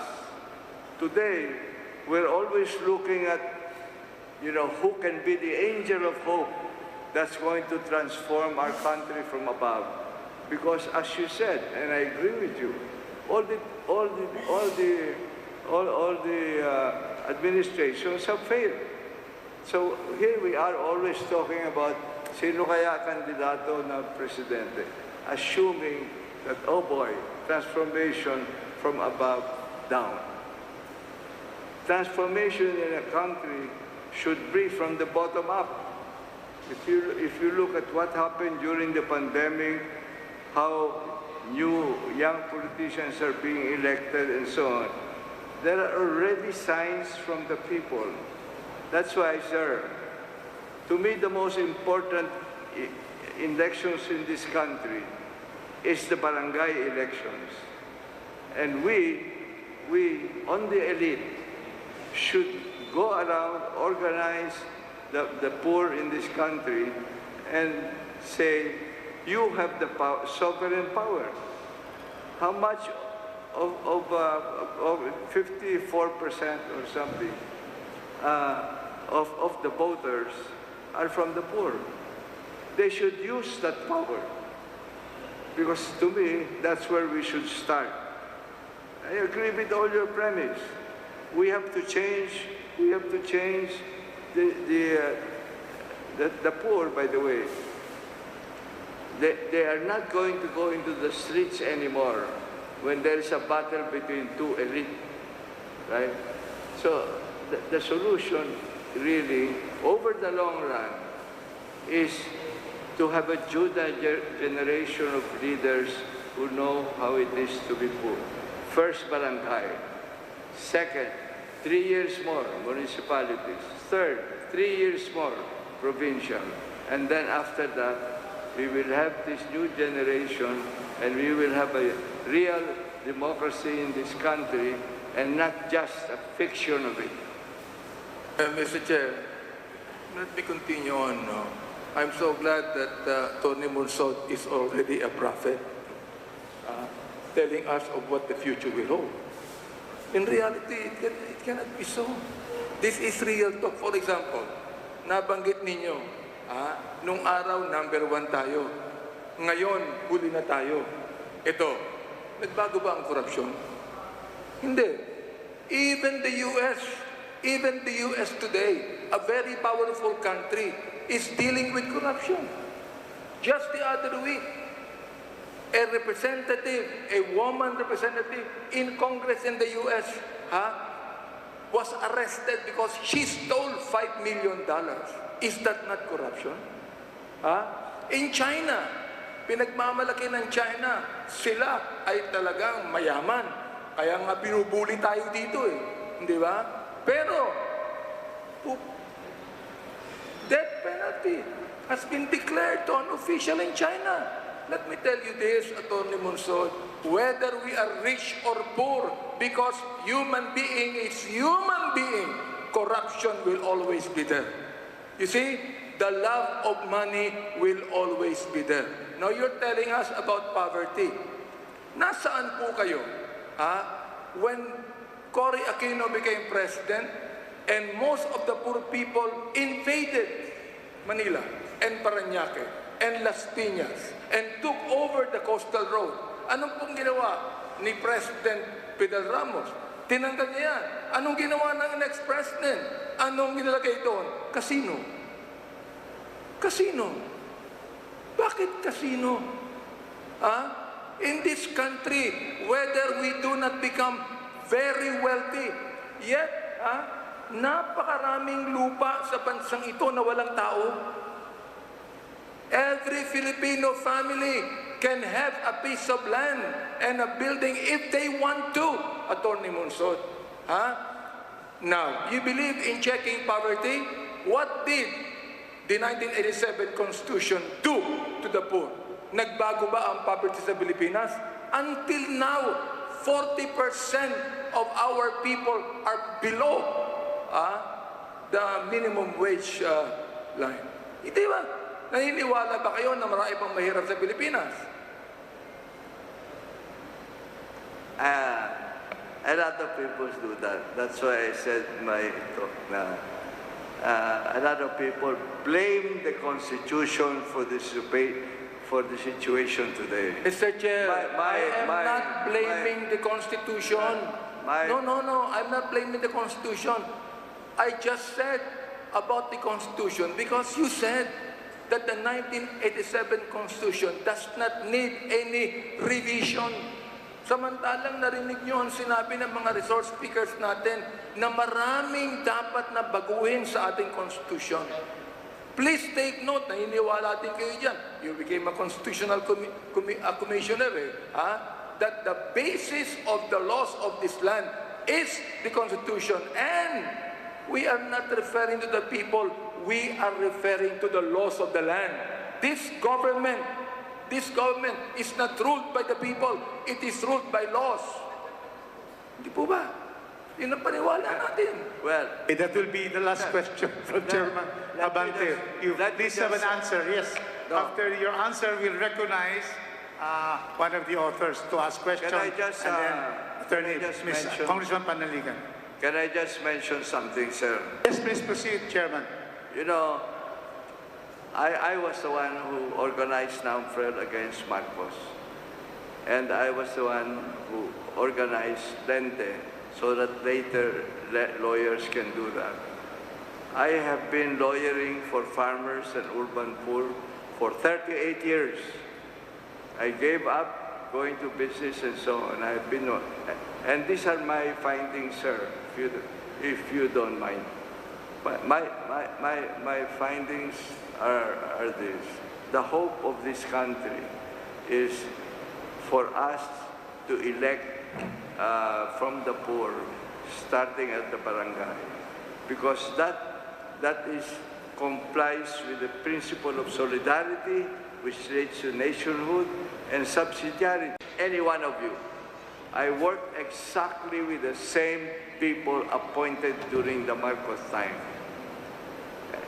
And you know, I said, all I want from you is the gift of free, fair, and regular and credible elections in 1992, so we will have a peaceful transfer of power for the first time in 27 years.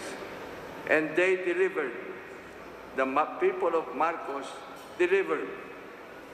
Today, when I have problems, for example, with the goons of say San Miguel trying to build a tourism in Palawan, I could call some people I know and the PNP, so I did, and they called up.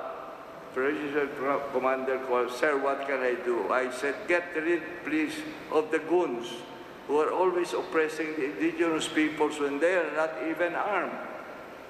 And it happened. It happened. Today we have a problem in Buksuk. Why?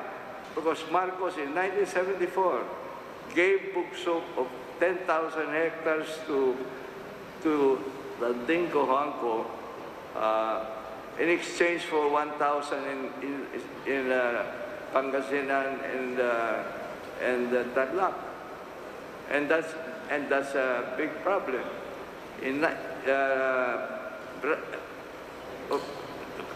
Aquino in 2014 issued a notice of coverage for 5,000 of those properties. The present DAR reversed that decision, and we're fighting now. That's what we're against. But fortunately, there are good people and bad people in government, and the difference between good and bad, sir, is sometimes permeable, in my experience. Good people do bad things. Bad people do good things. So we have together. We have to look for the people who can work. Thank you. Yeah. Thank you very much, Chairman. And before we proceed, let me just acknowledge the former Secretary General of the House of Representatives, Reggie Velasco. He's with us. Thank you for coming. Yeah. And now let me, before going to Congressman Panaligan, we have some words from our author and probably some questions. Deputy Speaker Ronnie Puno. I just have some questions regarding the need for coming up with a competent convention if we are to have one. I address this question to Chairman Monsod. No? The 1987 Constitution was composed of very competent commissioners. I think that it is acknowledged that that assembly was one of the better assemblies, no, that have been convened in our country. This assembly was, I believe, appointed by the President. The prior constitutional conventions actually had delegates that were elected. So may I ask, Mr. Chairman, do you think that appointing members of a convention is advisable if we want to get really competent delegates to review our Constitution? Sorry? The question is, would you recommend, would you agree that in the selection of delegates to the, in case we have a constitutional convention, that some may be appointed? That is the question. Because clearly there has to be elections, but there were also proposals this morning for some of the delegates to be appointed. What is your view on that? I think, sir, that first of all, that there is no need for a constitutional convention today. I like the proposals of Congressman Puno, in which he says we should clean it up. Of course, we don't have a perfect constitution, and it's a good idea for it, right? One of them, of course, is the question of separate or joint vote in the case of Section 1 of the amendments of the Constitution. We have already admitted that there was a fault on the part of the Constitutional Commission on this. However, there have been already talks since, 10 or 14 years ago about this issue that was a mistake on the part of the Constitution. And those who still want to amend the Constitution, it's not necessary, because those of you in the House, have you read Section 145 of the rules of the House? Mr. Chairman, may I put the question in a different way? No? Mr. Chairman, the members of the Constitutional Commission were appointed by President Aquino. That's correct, right? So my question, I guess, would be, do you believe that if a Constitutional Commission again were to be organized, that appointment is a better approach to bringing the members together than electing them? Yeah, I think appointments would be okay. But I think my point is, you don't have to go into a convention now. That's my point. And yes, we understand that already, Mr. Chairman. I think that has been made very clear. But I just want to get the wisdom of the chairman, having been a member of the Constitutional Commission. And I think unlike the other bodies that reviewed the Constitution, this commission was completely appointed. So I just wanted to get a verification from Chairman Monsod whether he feels that this was the correct approach. Yeah, well, Chairman Monsod. I have a little note here, for example.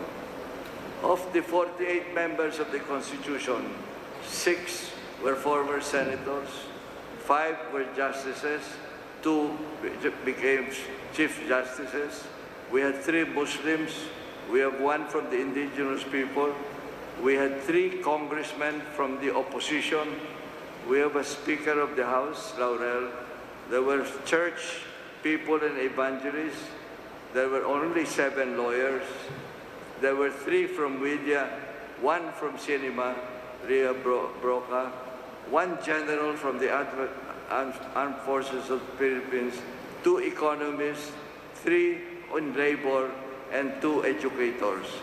Certainly, there may be ways to appoint in order to complete the balance of the members of the Commission. But please think about amendments to the Constitution, because that's the advice to us. For example, when the experts were invited here in 2016, they said it's better if you already have a Constitution to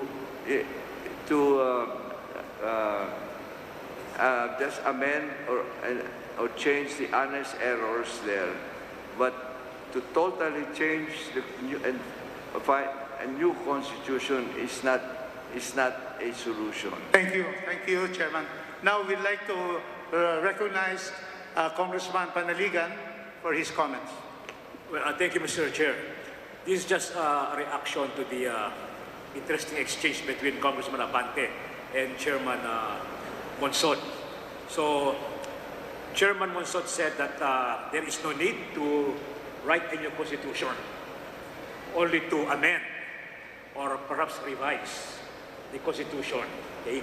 Well, of course, we leave that to the wisdom of the Constitutional Convention. If ever a con will be convened, will be called, then the CONCON can either introduce amendments in certain provisions of the Constitution or revise some provisions or totally adopt a new charter for the people. So after all, that charter will be submitted to the people in a plebiscite. And since it's sovereignty resides in the people, then it's up to them if they want an entirely new constitution. Chairman Monsot also said that we should develop new leaders, young leaders, rather than discarding the present constitution. I agree with him. And I believe that we have seen in the past, especially from the ranks of local governments, we have promising leaders, mayors, governors.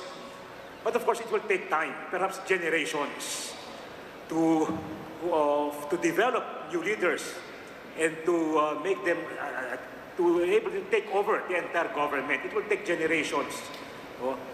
So, but of course, our problems are urgent. Our problems now cry for immediate solutions. And also, even if we have young and promising leaders, bright leaders from the city halls, from the capitals, the question is, can they manage to win in national offices? Can they win in the Senate, for example? Can they win in other significant national positions, considering that I believe that our constitutional structures, our political system is not conducive for young leaders, but without privilege, without money, for example, without resources, to gain political power. They may be brilliant, they may be promising, they may be people of integrity, but from our experience, they cannot win in the Senate, for example. It will be very difficult for them to win in a national election, national positions like the Senate, and of course, even in the presidency. So I believe that while there is a need, I agree that there is a need to develop young leaders, we should also see to it that our constitutional structures, our political system is conducive for the growth of these young leaders. And I believe that if there are provisions in the Constitution that should be revised, it's the political structures, not so much on the economic structures. Although I agree also that economic models should not be included in the Constitution, because economic models, economic trends, they change with the time. Our Constitution, 1970 Constitution, for example, 1939 Constitution, it was, the said charters were formulated in an era of nationalism. That's why protectionist. But in the 1990s, 2000s, we saw the prevalence of the globalization, liberalization. Okay? But after the pandemic, we can discern a shift back to protectionism.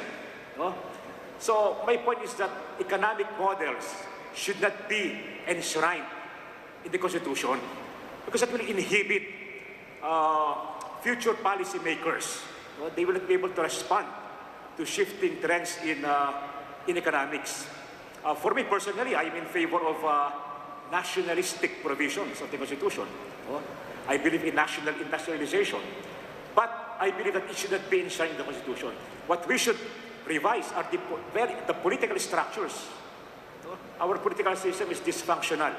So, kung meron man dapat baguhin is a system of government. And the fastest mode, of course, if only the people trust Congress, is Constituent Assembly. But that is next to impossible now. So, CONCON, perhaps, is the best mode to amend the Constitution. Thank you, Congressman Panaligan. We go first to Dr. Carita Carlos and then to Chairman Munson. Thank you very much, Mr. Chairman. I would like to give some overview, listening to all the comments around the table. I think there is a need for a unity in the new constitution that will be drafted by whichever body Why? Because a constitution will have to stitch together all the sections therein and will have to be governed or underpinned by a philosophy of governance. In other words, Mr. Chair, you cannot have sections that are colliding with each other because the philosophies are, they're colliding, and therefore there must be a unity. I like what Congressman Panaligan said. You change the political structure, and the rest of the substructures will follow. This is not, to denigrate economic provisions. But I always say, as a political scientist, I know it's the political really, which is the fulcrum of all political power. So when you change the Constitution, revision, you change the power configuration therein. But it must be stitched together. It must be crocheted by a philosophy of governance. Hindi pwedeng you're shooting here and there, tapos nagbubungguan siya. That's the reason why, and then to the question of Congressman Puno kanina, siguro maganda rin yung i-appoint siya, no? I've never thought about it really. But the vetting procedure should be very strict. And because I'm a political scientist, I would lean more towards more political scientists in the commission. Why? Because a political scientist is trained in the tradition of science. In other words, however, emotion you might put into your aspirations, your advocacies, data is king, which means whatever empirical evidence is there, then that should be followed. Say, if the empirical evidence tells you that, you don't need term limits, you don't need political dynasties, they are not the predictor variables. The predictor variables are somewhere else. So let's put science in all this, and I agree, Mr. Chair. The emotion is there, all right, but I think the science should also be there. Thank you. Thank you, Dr. Carlos. So we now go to the last comment of the chairperson.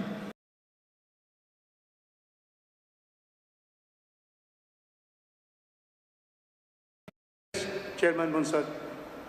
Sir, I just wanted to say that when we're talking about the Constitution, as if that's the solution. I think the solution is let us implement the Constitution. Now, when you, for example, talk about unless otherwise provided by law, it's a very dangerous proposal because it's a wholesale transfer of power from the Constitution to the Congress, for example, and the door is opened wider to transactional legislation to which corrupt politicians and greedy business are very adept. The insertion is insidious because it is made to appear as a harmless, since it only gives Congress flexibility to determine the actual percentages at the appropriate time.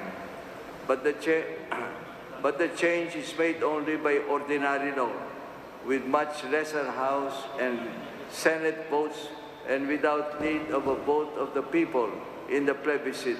Incidentally, in terms of numbers, when we talk about changes now in the Constitution, you need what? You need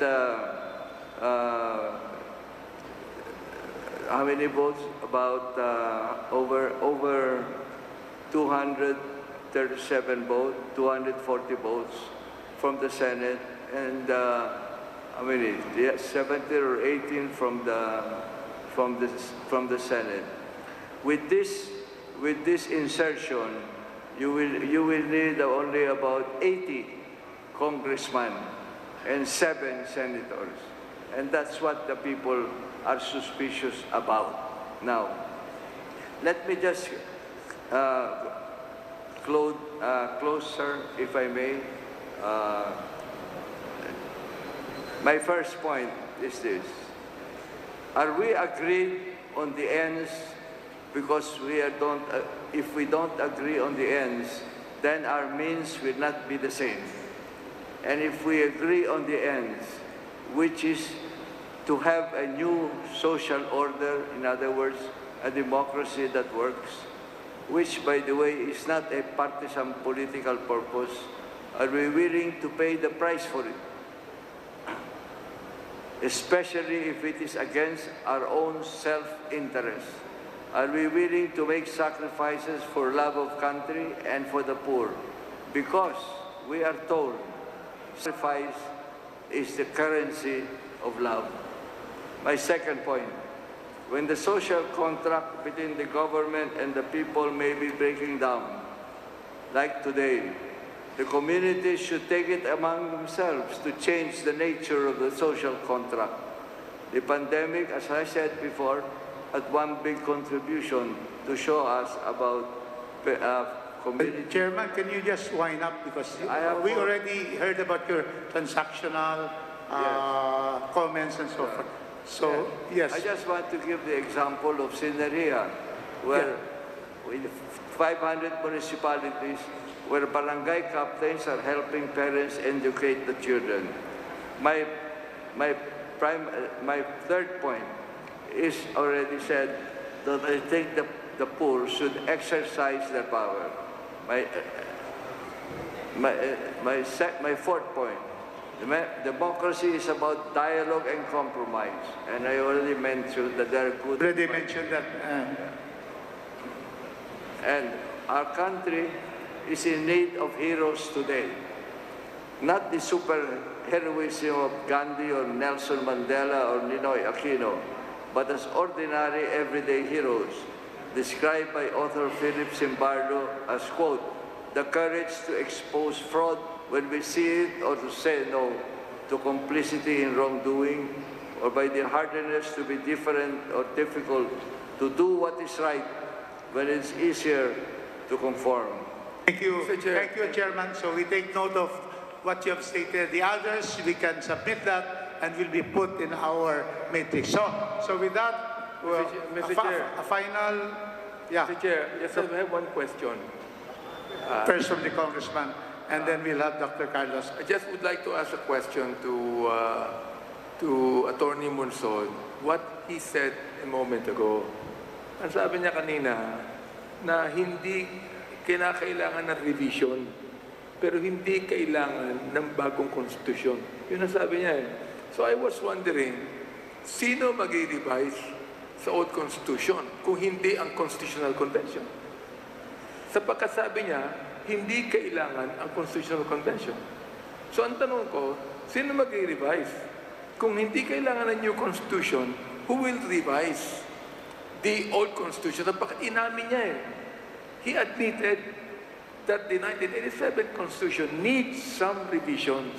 With that, pagkatapos niyang sagutin to, I also would like to ask Justice Carpio what he thinks of the statement said a moment ago by Attorney Monson. Oo. Siya muna. Read that question to our former senior associate justice. My question, is the question first to Justice Carpio. My question first to Attorney Monson. If you do not believe that there should be a constitutional convention and that there is no need for a new constitution, but you believe the 1987 constitution must be revised, who will revise? Yun ang unang tanong ko kay Atty. Monson. And I would like also to ask that same question to Justice Carpio if he agrees with that. The question is, earlier, did you admit that there is a need to revise the Constitution? No or not?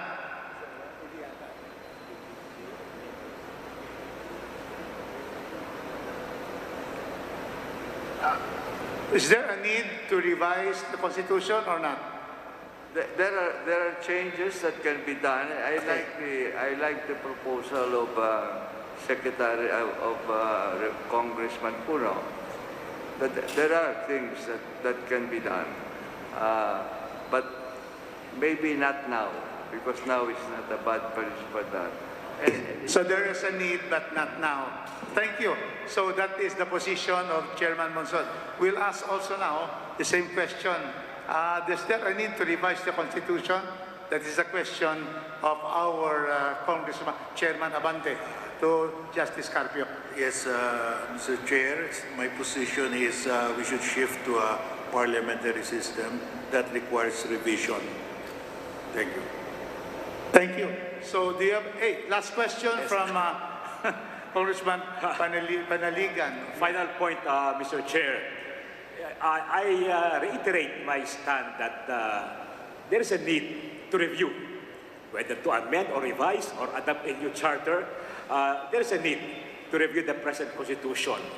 It has been 37 years, and I believe that our experience in the past 37 years should have taught us already about the flaws, the defects, or the shortcomings or the inadequacies of the Constitution. We are not blaming the Charter for the present problem. No? Hindi po dapat tayo misunderstand dyan. But a Charter is also a blueprint. No? Nakaka-apekto po yan whether sa politika, sa economics, in our social life, may epekto yung ating basic Charter. So, we should review that. Disclosure, in 1992 or 91, I wrote an article in a law journal why we should not amend the 87 Constitution. But that was 1992, 5 years. At the time, the current charter was only 5 years old. So my point at that time was that let's give it a chance to work. No? But after 37 years, I think that now is the time to revise the present charter. Hindi po naman yan sagradong dokumento, hindi po yan gospel na hindi pwedeng baguhin ng mga tao. So now is the time to amend the present charter. Sabi nga ni Roscoe Pound, the law must be stable but it cannot stand still. Kaya paano na po natin pag-usapan without emotionalism and sentimentalism. Thank you very much, Congressman Aligan. For the last point, Dr. Carlos, and then we will thank everyone. Just a very brief point. Counterintuitively, the term unless otherwise provided by law is really a channel for change.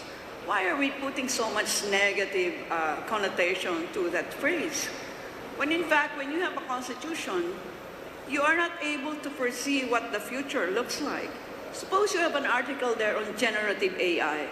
We don't know what the future looks like.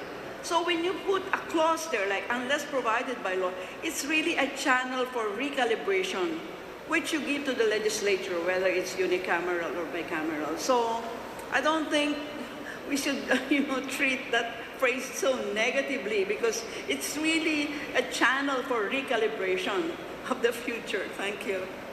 Thank you. So with that, we would therefore like to thank. I'll give Chairman Monsod one last point. I just want to say... There's a contrary position of Dr. Carlos. One last point. I just want to say something. I think you can earn the trust of the people if you pass an anti-dynasty law and amend the party list system. If you do that, then you can do many things in changes in the Constitution.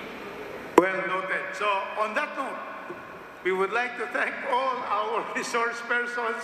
It has been very enlightening. We have the experts here and we have everyone. So thank you so much for your presence, and please submit your position papers so that it will be placed in the matrix. Thank you, my distinguished colleagues. Thank you, our valued resource persons. Thank you very much. Can we have a group picture? Yeah, for this match. Thank you. We will go to the front for our picture taking. All right.